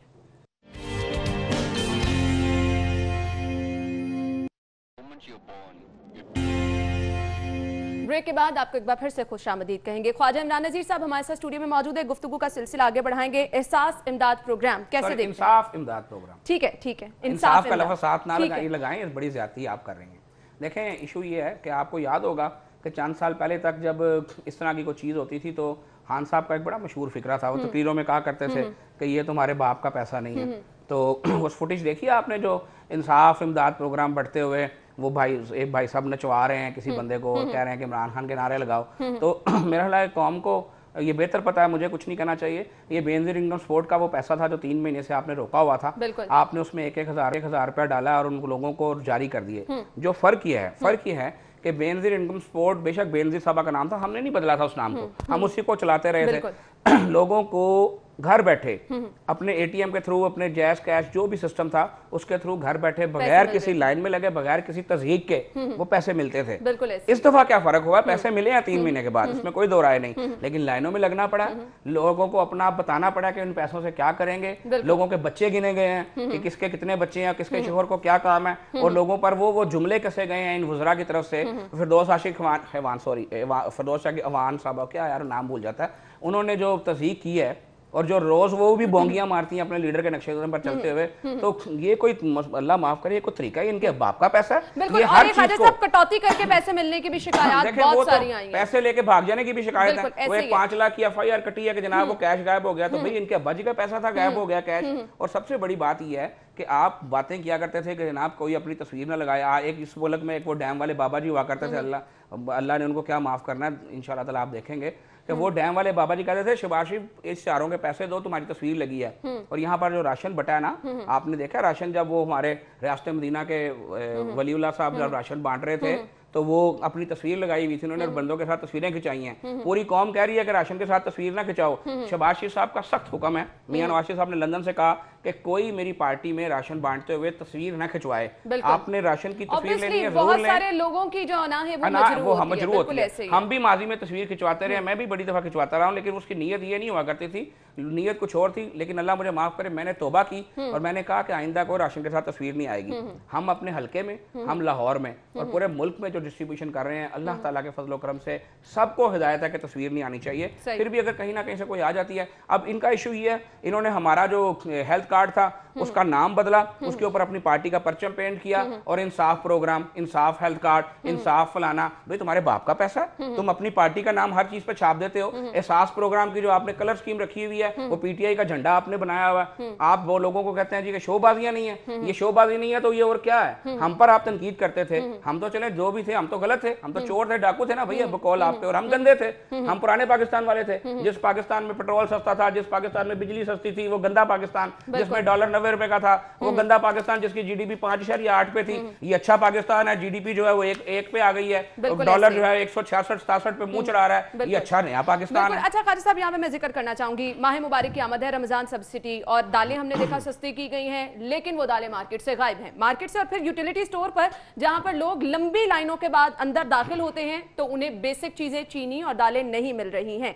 ये चीजें यकीनी क्यों नहीं बनाई जा रही? जो लोग गुजर बसर ही मुश्किल से कर रहे हैं वो क्या करें? देखें, यकीनी बनाने की आप बात करते हैं, अब तक इस कौम के ऊपर 2 मरतबा इस हुकूमत में आटा, चीनी, चावल का, दालों का डाका पड़ चुका है। आप ये बताएं कि क्या नैब जो है वो मीर शकील रहमान को तो इंक्वायरी पे पकड़ लेती है, वो एप्लीकेशन पे पकड़ लेती है। मरियम नवाज और हमजा जो है वो तो रेफरेंस दायर ही नहीं हुआ होता, आज 10 माह हो गए हैं। हमजा शहबाज शरीफ साहब कैद काट रहे हैं, रेफरेंस दायर नहीं है, इल्जाम तैयार नहीं हुआ। तो कुछ तो सोचें यार, अपने दिल पे हाथ रखें, कुछ तो सोचें। एक शख्स पर आप इल्जाम तैयार नहीं कर सके और आपने उसको 10 महीने से कैद में डाला हुआ है। 22 साल बाद उसकी बेटी हुई, वो अपनी बेटी की शक्ल देखने को तरसता है। क्या उसका जुर्म है वो शहबाज शरीफ का बेटा है? क्या उसका जुर्म है कि इस मुल्क में उन्होंने सर्व किया है? और उसके बरक्स आप आटा, चीनी, चौरों को, जिनको अवाम सड़कों पे आप आवाजें लगा रही है, उनको आप नोटिस तक नहीं करते। आप KP में बनी हुई वो जो अल्हम्दुलिल्लाह जिस पे सब हम सैर करके आए हैं, वो क्या बनी है, BRT, जिसका कभी पुल टेढ़ा हो जाता है, कभी कुछ हो जाता है, आज तक उसका इफ्तिताह ही नहीं हुआ। पता नहीं हमारी जिंदगी में हो सकेगा कि नहीं हो सकेगा, उसको आप नहीं पूछते, उसको आप बुलाना गवारा नहीं करते। आप हेलीकॉप्टर स्कैंडल के मुतालिक हम अपने प्राइम मिनिस्टर से पूछने की जरूरत नहीं करते। आप KP के जो स्वात के स्कैंडल और दूसरे स्कैंडल्स को पूछना गवारा नहीं करते। तो खुदारा इस तरह मत करें, इदारों को बेतुकीर मत करें। इदारे बड़ी मुश्किल से बनते हैं, जहां आप अच्छा काम करते हैं हम आपकी तारीफ करते हैं, लेकिन जब आप इस्तेमाल होते हैं तो कौम देखती है आपको। खुदारा इस तरह मत करें, इंसाफ की फराहमी को यकीनी बनाएं। ये जो आपने बात की सस्ती करने की चीजें, जब आप आटा और चीनी चोरों को साथ बिठाएंगे और उनको पकड़ने के बजाय फोरेंसिक रिपोर्टों का इंतजार करेंगे, क्या मरियम नवाज को पकड़ते वक्त किसी फोरेंसिक रिपोर्ट का इंतजार किया गया था?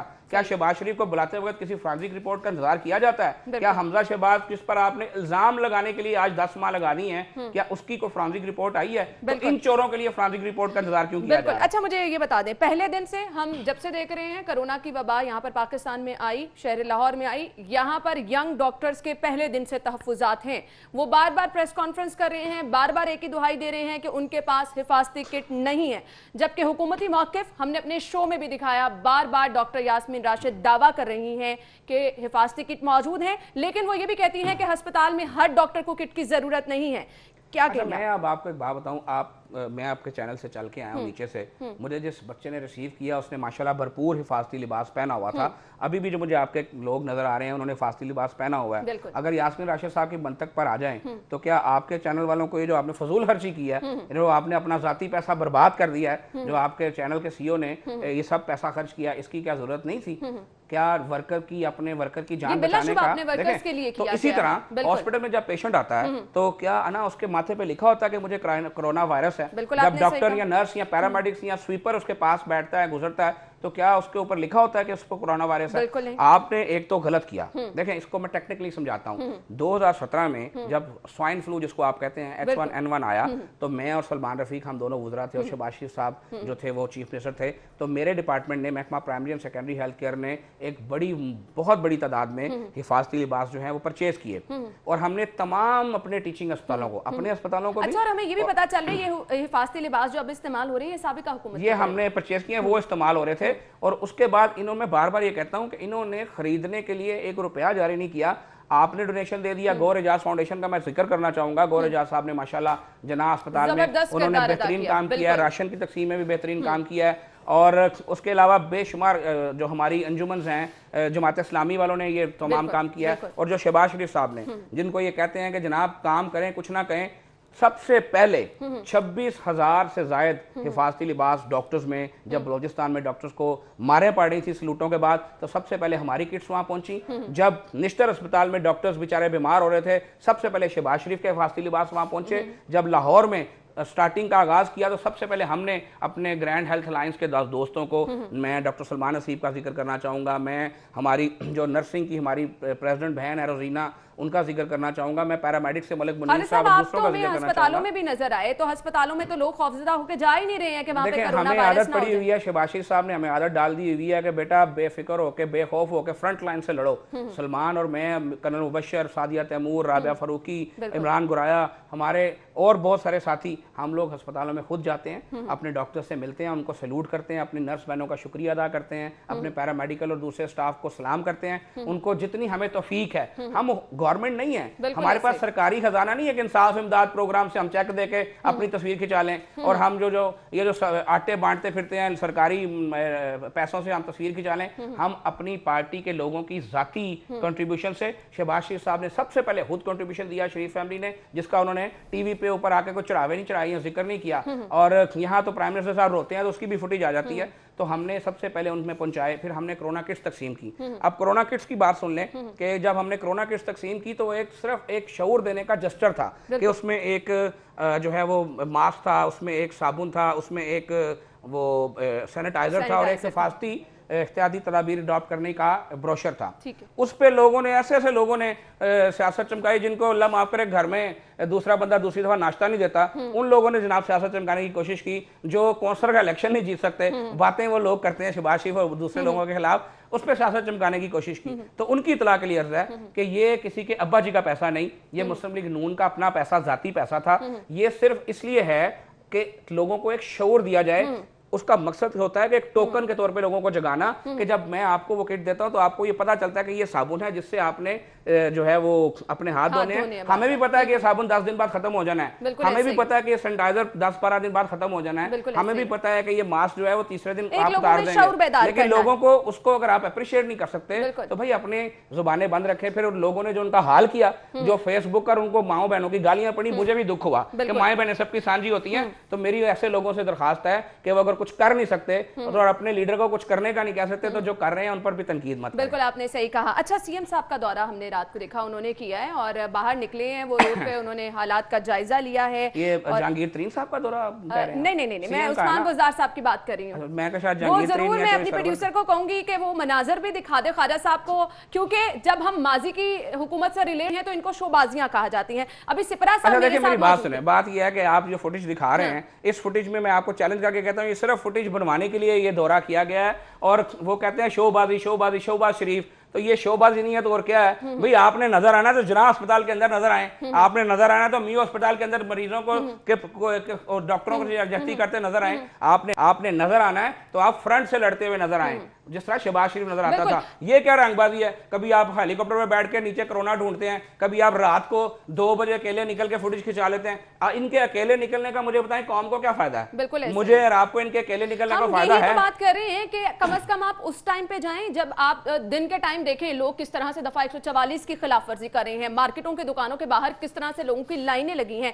ये वो चीजें हैं जिनको हमने देखा। ये मासूम आदमी है, इनका कसूर कोई नहीं। इनका एक वो पीएसओ साहब है जो इनको वो कहते हैं, ये बेचारे वही कर दे रहे। कपड़े भी उनकी पसंद से जो है वो यकीन करें खरीदते हैं, जो रंग वो कहते हैं वही रंग ये खरीदते हैं। इनका कसूर नहीं, मासूम आदमी है। कसूर इनको घुमाने वालों का है कि वो इनको घुमाते कैसे हैं। इनको यहाँ घुमाने की बजाय अस्पतालों के दौरे करवाएं। खालिद साहब वक्त कम है, मैसेज क्या देना चाहेंगे आप? मैसेज ये देना चाहूंगा कि देखें ये एक नेशनल क्राइसिस है, बल्कि इंटरनेशनल क्राइसिस है। तो ऐसे में सबसे पहले मेरी रिक्वेस्ट ये होगी, रमजान मुबारक का महीना अल्लाह ने हमें दे दिया है, उस जात को ऐसे दुआ करते हैं कि अल्लाह हम सबको नसीब करे। हम सबसे पहले अपनी गलतियों की माफी मांगे, उन पर शर्मिंदा हो। और कोई फरिश्ता नहीं है यहाँ पे, मुझ समेत सबसे गलतियां होती हैं। हम सब अहद करें कि हम अल्लाह तबारक व तआला के अहकामात की खिलाफ वर्जी नहीं करेंगे। हम एक दूसरे को बुरा कहने के बजाय अपने गिरोबाने में झांकने की आदत डालें और इस वक्त मिलकर काम करें।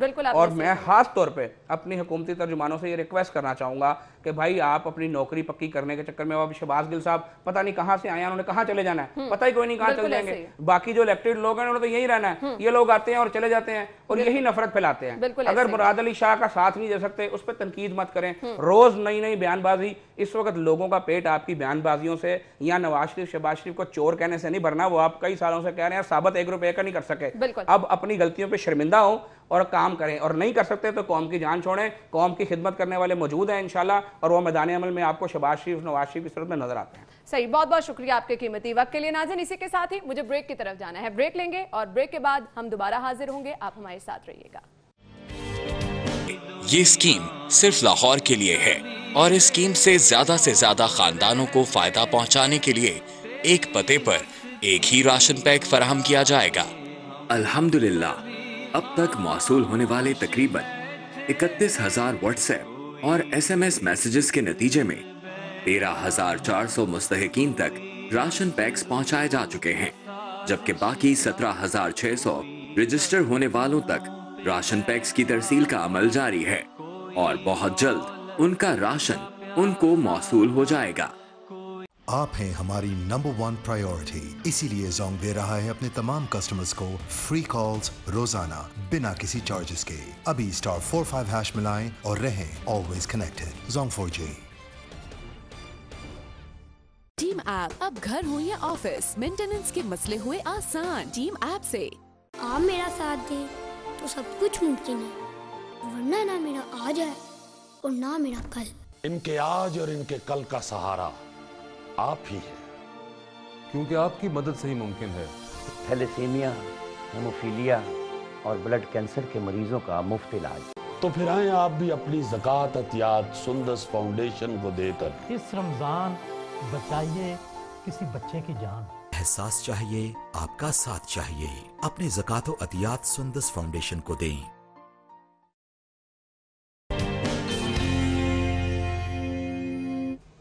ब्रेक के बाद प्रोग्राम में आपको एक बार फिर से खुशामदीद कहेंगे। नाज़रीन, कोरोना के हवाले से हम देख रहे हैं इकदाम किए जा रहे हैं, बहुत सारे मुखय्यर हजरात, बहुत सारी NGOs अपना किरदार अदा कर रही हैं, लेकिन इस सूरत हाल में मेरे ख्याल से वो लोग खराज तहसीन के मुस्तहिक हैं जो लोग जो पहले से ही पेशेंट्स हैं उनका ख्याल रख रहे हैं, जो मुख्तलिफ बीमारियों में मुब्तला हैं उनका ख्याल रख रहे हैं। क्योंकि हम देखते हैं अस्पतालों में भी यही सूरत हाल देखने में आ रही है कि कोरोना पेशेंट्स की वजह से दूसरे अमराज में मुब्तला जो मरीज हैं वो कहीं ना कहीं बहुत ज़्यादा पीछे रह गए हैं। तो ऐसे में कैंसर पेशेंट जिनका ख्याल रखा जा रहा है, ऐसे में थैलेसीमिया के मरीज जिनका ख्याल रखा जा रहा है, जो लोग इनका ख्याल रख रहे हैं, जो लोग अपनी खिदमत सर अंजाम दे रहे हैं, बिलाशुबा वो खराज तहसीन के मुस्तहिक हैं। सुंदस फाउंडेशन में जबरदस्त किरदार अदा किया जा रहा है, इस पर हम बात करेंगे। स्टूडियो में हमारे साथ हमारे मेहमान मौजूद हैं, मोहम्मद यासीन खान जो कि founder and president Sundas foundation है, इन्हें खुशामदीद कहेंगे। अस्सलाम वालेकुम। वालेकुम क्या हाल चाल है आपका? बिल्कुल ठीक। सबसे पहले मैं आपसे मौजूदा सूरत हाल पे कमेंट चाहूंगी, फिर मैं जरूर सुंदस फाउंडेशन की तरफ भी आना चाहूंगी, लेकिन अभी हम बहुत मुश्किल वक्त में हैं। इस मुश्किल वक्त में कोरोना से लड़ना और फिर इसके साथ साथ अपनी जिम्मेदारियां निभाना, किस तरह से आप जिम्मेदारियां निभा रहे हैं? बिस्मिल्लाहिर्रहमानिर्रहीम। सबसे पहले तो मैं आपका शुक्रिया अदा करता हूँ कि आपने इस मौके पे हमें बुलाया यहाँ पे और अपना पॉइंट ऑफ व्यू देने के लिए। ये जो मुश्किल का वक़्त है, इंशाअल्लाह ताला ये हमारी जो है दुआओं के साथ और हमारे जो ज़रूरी इक़दामात हैं वो करने से जो है ये वक़्त इंशाअल्लाह ताला गुज़र जाएगा। और जब ये वक़्त गुज़र जाएगा तो हमें महसूस भी नहीं होगा कि इतना बुरा वक़्त इस कौम के ऊपर, इस मुल्क के ऊपर या पूरी दुनिया में आया था। तो इंशाअल्लाह ताला हम इससे सुरखरू होंगे अल्लाह की मदद से। और जो हमें एहतियाती तदाबीर बताई जा रही हैं गवर्नमेंट की तरफ से और जो स्पेशलिस्ट की तरफ से, और हमें जो है सबसे पहले जो है अल्लाह की तरफ रुजू करना चाहिए ताकि जो है ना हम इस मुश्किल घड़ी से निकल सकें। सही। सुंदस फाउंडेशन के हवाले से मैं पूछना चाहूँगी, क़याम कब अमल में लाया गया और अभी यहाँ पर किन किन बीमारियों का इलाज किया जा रहा है? सुंदस फाउंडेशन का जो क़याम है वो सुभान अल्लाह 22 रमज़ान मुबारक को जो है इसका वजूद हुआ 98 में, और तकरीबन 23 साल हो गए हैं सुंदस फाउंडेशन को खिदमात अंजाम देते हुए। और सुंदस फाउंडेशन में इस वक्त जो है हीमोफीलिया और थैलीसीमिया के मरीज़ बच्चों का इलाज किया जाता है, और साथ साथ जो और दीगर अमराज खून में मुब्तला बच्चे होते हैं या बड़े होते हैं जो ज़रूरतमंद होते हैं, उनकी ज़रूरतों का भी ख्याल रखा जा रहा है, उनका भी इलाज और मुआवजा जो है वो सुंदस फाउंडेशन में किया जा रहा है। सही। अभी हम एक गैप देख रहे हैं, आ गया है, लोगों का ध्यान कोरोना की तरफ लग गया है, क्या कहना चाहेंगे? हम तो बार बार ये चीज़ें लोगों तक पहुँचा रहे हैं कि थैलीसीमिया, हीमोफीलिया ये वो लोग हैं जिन्हें बार बार ब्लड चेंज करने की ज़रूरत होती है। तो खुदारा आप आगे बढ़ें, जहां पर हम कह रहे हैं कि आपने दूसरों का साथ इस मुश्किल वक्त में देना है, तो इन बच्चों को भी साथ की ज़रूरत रहती है बार बार। बिल्कुल। मैं यहाँ पे कहना चाहूँगा कि जब ये मुश्किल वक्त आए और मुश्किल वक्त शुरू हुआ, लॉकडाउन शुरू हुआ, तो यूनिवर्सिटीज और कॉलेजेस जो है बंद हो गए। तो यहाँ पे जो है वो आपके जो मीडिया के चैनल हैं, ख़ास तौर पे सिटी 42 और 24 और बाकी जो दीगर चैनल्स हैं, उन्होंने आवाज़ उठाई थैलीसीमिया के मरीज़ बच्चों के लिए। और शुक्र है अल्हम्दुलिल्लाह, अगर आपका चैनल और बाकी चैनल्स इस आवाज़ को ना उठाते तो इस वक्त जो है बहुत मुश्किलात पैदा होनी थी थैलीसीमिया और हीमोफीलिया के मरीज़ बच्चों के लिए, और यहाँ तक गंभीर सूरत हाल पैदा हो जानी थी कि खुदा ना खास्ता बहुत सारी जो थैलीसीमिया के बच्चे हैं उनको जो है उनका जो ज़िंदगी का चिराग जो है वो ख़त्म हो सकता था। लेकिन आपके चैनल ने और बाकी चैनल ने जब ये आवाज़ उठाई तो पूरे मुल्क से बहुत सारे लोग जो है वो इसके लिए उठे। मैं यहाँ पे बताना चाहूँगा कि सबसे पहले जो है वो दावत इस्लामी के अमीर इलियास कादरी साहब की उन्होंने अपने वर्कर्स को और अपने कुलीग्स को और मजलिस शूरा से मशवरा किया, तो पूरे पाकिस्तान में उन्होंने हज़ारों जो है वो उनके जो इस्लामी भाई हैं उन्होंने खून के अतिया दिए। और इसको देखते हुए फिर सदर पाकिस्तान जो हैं डॉक्टर आरिफ अलवी साहब, वो सुंदस फाउंडेशन इस्लामाबाद सेंटर गए और उन्होंने वहाँ पे जब थैलीसीमिया के मरीज़ बच्चों की जो हम खिदमात अंजाम दे रहे थे उनको देखा तो उन्होंने खुशी का इजहार किया और उन्होंने कहा कि अब मैं ये समझता हूँ कि सुंदस फाउंडेशन जहाँ जहाँ इलाज कर रहा है वहाँ पे जो है थैलीसीमिया और हीमोफीलिया के बच्चे जो है वो सुंदस फाउंडेशन कहाँ अपनी खिदमत सर अंजाम दे रहा है, ये भी मैं जानना सुंदस फाउंडेशन जो है वो गुजरांवाला से आगाज़ हुआ था और इसका हेड ऑफिस जो है लाहौर है, सियालकोट में, इस्लामाबाद में और फैसलाबाद में हम लोग जो है और गुजरात में जो है अपनी खिदमत अंजाम दे रहे हैं। और इंशाअल्लाह ताला हमारे जो आगे जो सेंटर्स हैं वो पेशावर और कराची में जो है ये लॉकडाउन की वजह से जो है अभी स्टार्ट हो जाने थे इसी कुछ दिनों में, लेकिन वो नहीं हो सके। लेकिन इस साल इंशाअल्लाह ताला हम लोग वहाँ पे भी जो है वो काम शुरू कर देंगे इंशाअल्लाह। बिलाशुबा ये कार्य खैर है और इसको मजीद आगे बढ़ाना चाहिए। यहाँ पे मैं एक और जिक्र करता चलूँ कि जब थैलीसीमिया के बच्चों का जो है वो पता चला तो वहाँ पे जो है वो आईजी पंजाब जो हैं उन्होंने जो है अपने तमाम जो है ऑफिसर से जो है वो उन्हें रिक्वेस्ट भी की और ऑर्डर भी पास किए कि तमाम ऑफिसर और जवान जो हैं वो सुंदस फाउंडेशन के मरीज़ बच्चों को और जहाँ जहाँ थैलेसीमिया के मरीज़ बच्चे हैं, दावत इस्लामी ने भी पूरे पाकिस्तान में जहाँ जहाँ थैलेसीमिया के बच्चे थे और सेंटर्स थे उन्होंने वहाँ पे ब्लड दिया। और उसी तरीके से पंजाब पुलिस ने भी जो है पंजाब के जिस इलाके में जो है थैलेसीमिया के बच्चे थे, अच्छा ये वो सब चीज़ें हैं जो मोटिवेशन देती हैं कि जब सब लोग इस कार्य खैर में बढ़ चढ़ कर हिस्सा ले रहे हैं तो क्यों ना हम भी आगे आएँ और इसमें हम आगे बढ़ चढ़ कर हिस्सा लें। लॉकडाउन शहर में किया गया है, उससे क्या कुछ डिस्टर्बेंस हो रही है? हाँ बिल्कुल, उससे ये प्रॉब्लम हो रही है जो हमारे पंजाब के मुख्तलिफ जो इलाकों से जो थैलेसीमिया के मरीज़ और हीमोफीलिया के मरीज़ ब्लड लगवाने के लिए आ रहे हैं, उनको जो है वो प्रॉब्लम्स हो रही हैं क्योंकि वो आ नहीं पा रहे, उनको जो है वो ब्लड ट्रांसफ्यूजन नहीं हो पा रही।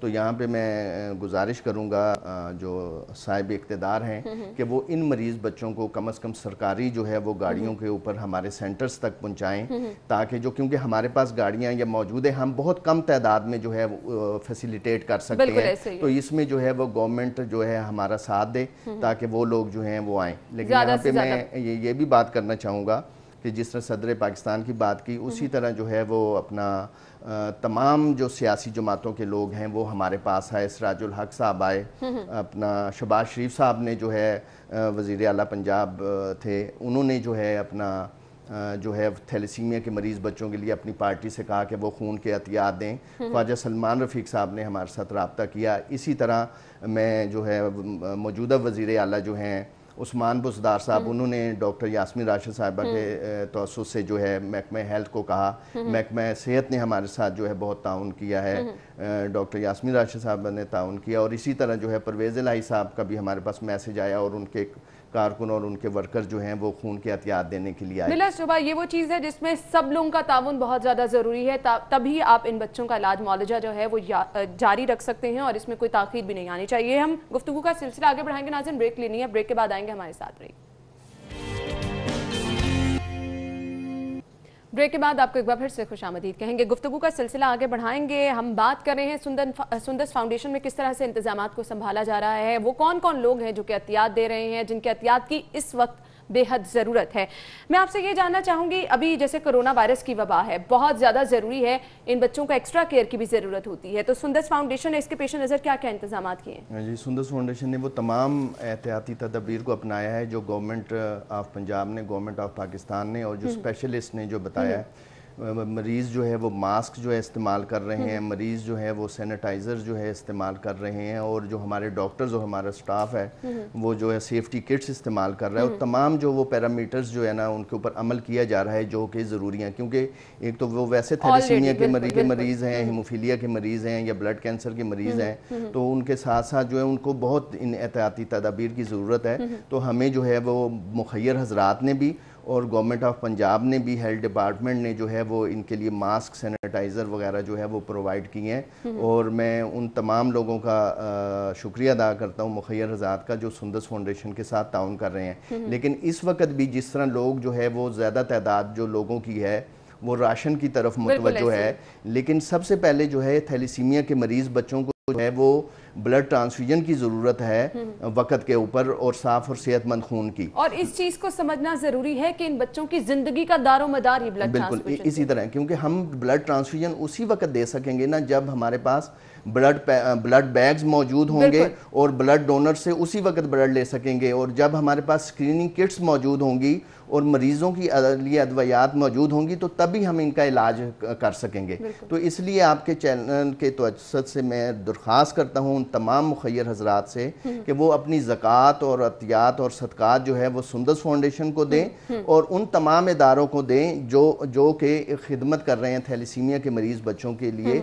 वो आगे बढ़ें और रमज़ान से पहले भी और रमज़ान मुबारक में भी अपनी ज़कात और अतियात और सदक़ात सुंदस फाउंडेशन के थैलेसीमिया के मरीज बच्चों अच्छा, मैं ये आपसे जानना चाहूँगी कैसा लोगों का कंट्रीब्यूशन देखने में आता है, क्योंकि हम अक्सर ये चीज़ डिस्कस करते हैं कि लोग इस तरह की चीज़ों में बढ़ चढ़ कर हिस्सा लेते हैं, तो वो कौन कौन से लोग हैं जो आप समझते हैं कि हमेशा से इस कार्य खैर में जो है वो पेश रहे हैं? जी, तमाम मुखय्यर हजरात हैं वो इसमें बढ़ चढ़ कर हिस्सा ले रहे हैं। और जिस तरह मैं ज़िक्र करूँ कि दावत इस्लामी जो है उन्होंने आज जो है उनके जो अपना मजलिस शूरा के रुकन रुकन है हाजी याकूब साहब, वो 250 ख़ानदानों को जो है वो नकद जो है रकूम देने के लिए जो है ना तकरीबन 12 बजे जो है वो पहुँचेंगे सेंटर में, और तकरीबन 250 जो है वो ख़ानदानों में जो है वो नकद रकूम इस्तेमाल करेंगे। तो इसी तरीके से मैं आपके चैनल से ये कहना के तवज्जुह से ये कहना चाहता हूँ कि जो लोग मुखय्यर हज़ात हैं उनका जो सिर्फ राशन की तरफ जो है वो झुकाव है, राशन की तरफ नहीं, मरीज़ों के इलाज और मुआवजा की तरफ भी देखें कि ताकि जो है उनका जो है उनकी ज़िंदगी का चिराग जो है रोशन रखा जा सके। अच्छा यासिन साहब, यहाँ पे मैं ये भी चीज़ जानना चाहूँगी, ज़्यादा से ज़्यादा लोगों को हमने इसमें इन्वॉल्व करना है, एक कैंपेन चलानी चाहिए, वो सोशल मीडिया पर भी आप चलाएं, बिलाशुबा हम अपनी टीवी स्क्रीन पर भी बार बार लोगों को ये मैसेज देते रहते हैं कि थैलीसीमिया के बच्चे जो हैं उनको आपकी ज़रूरत है, आपके एहतियात की ज़रूरत है। अब इसको अगर बढ़ाया जाएगा तो ज़्यादा लोगों तक ये मैसेज पहुँचेगा। बिल्कुल यकीनन जो है इस वक्त जो है इसकी ज़रूरत है कि इस कैंपेन को ज़्यादा से ज़्यादा बढ़ाया जाए। अगर मेरी बात आप तक पहुंच रही है तो आप 10 से 15 लोगों तक या जो आपका सर्कल है आप उसमें जो है ये पहुंचाएं कि खुदारा थैलियों के मरीज़ बच्चों की मदद करें, सुंदस फाउंडेशन की मदद करें और उन तमाम जो अपना थैलीसीमिया सेंटर्स हैं उनकी मदद करें ताकि जो है इन कीमती इंसानी ज़िंदगियों को बचाया जा सके। बिल्कुल आपने सही कहा। अच्छा, मैं ये आपसे जानना चाहूँगी, अभी जिस तरह के माह मुबारक भी आ रहा है तो ये बच्चे जो हैं इनकी एक्स्ट्रा केयर होती है क्या? इनको बार बार उसी तरह से उन्हीं बुनियादों पर ब्लड ट्रांसफ्यूजन की ज़रूरत रहती है? इन्हें जी हर महीने जो है वो थैलीसीमिया के मरीज़ बच्चे को जो है वो एक माह में कम से कम 2 दफ़ा तो ज़रूरत पड़ती है, लेकिन जो बड़ा मरीज़ है यानी जिसकी उम्र 35 साल या 40 साल है उसको महीने में 3 से 4 दफ़ा जो है ब्लड ट्रांसफ्यूजन की ज़रूरत पड़ती है। और मैं आपको आपके चैनल के तौर से ये बताना चाहूँ कि सुंदस फाउंडेशन में जो इलाज है वो बेहतर हो रहा है और उस वजह से ये मरीज़ बच्चे जो हैं ये अब इनकी उम्रें 35 साल 40 साल तक हो गई हैं और ये जो है अपनी तालीम भी मुकम्मल कर चुके हैं, ये साहिब इल्म हो चुके हैं, ये मुख्तलिफ दफातर में काम कर रहे हैं, ये अपने बिज़नेस कर रहे हैं, ये अपनी दुकानदारी कर रहे हैं, ये माशरे में अहम किरदार अदा कर रहे हैं। तो इसलिए अगर मेरे मुल्क के लोग मुखय्यर हजरात अगर वो ये चाहते हैं कि ये थैलीसीमिया के मरीज़ बच्चे जो हैं किसी के ऊपर बोझ ना बने तो खुदारा इन मरीज़ बच्चों को अपनी ज़कात और खैरात दें सुंदस फाउंडेशन को ताकि उनका इलाज जारी रख सके और माशरे में ये जो है वो अच्छा किरदार अदा कर सके। बिल्कुल आपने सही फरमाया। इसी नोट पे मैं आपसे शुक्रिया चाहूँगी, बहुत बहुत शुक्रिया आपके कीमती वक्त के लिए। और नाज़रीन, मेरे ख्याल से ये जो मुश्किल का वक्त है ये हमें यही सिखाता है कि हम जितनी दूसरों की मदद कर सकते हैं वो करें। जैसा कि यासिन साहब ने हमें ये बात बताई कि बहुत सारे ऐसे मरीज अपने पाँव पे खड़े हैं, जॉब्स कर रहे हैं, अपना किरदार मुआशरे में अदा कर रहे हैं और अपनी जिम्मेदारियां खुद निभा रहे हैं। तो किस तरह से ये मुमकिन हुआ कि इनका इलाज मुआवजा प्रॉपर चल रहा है।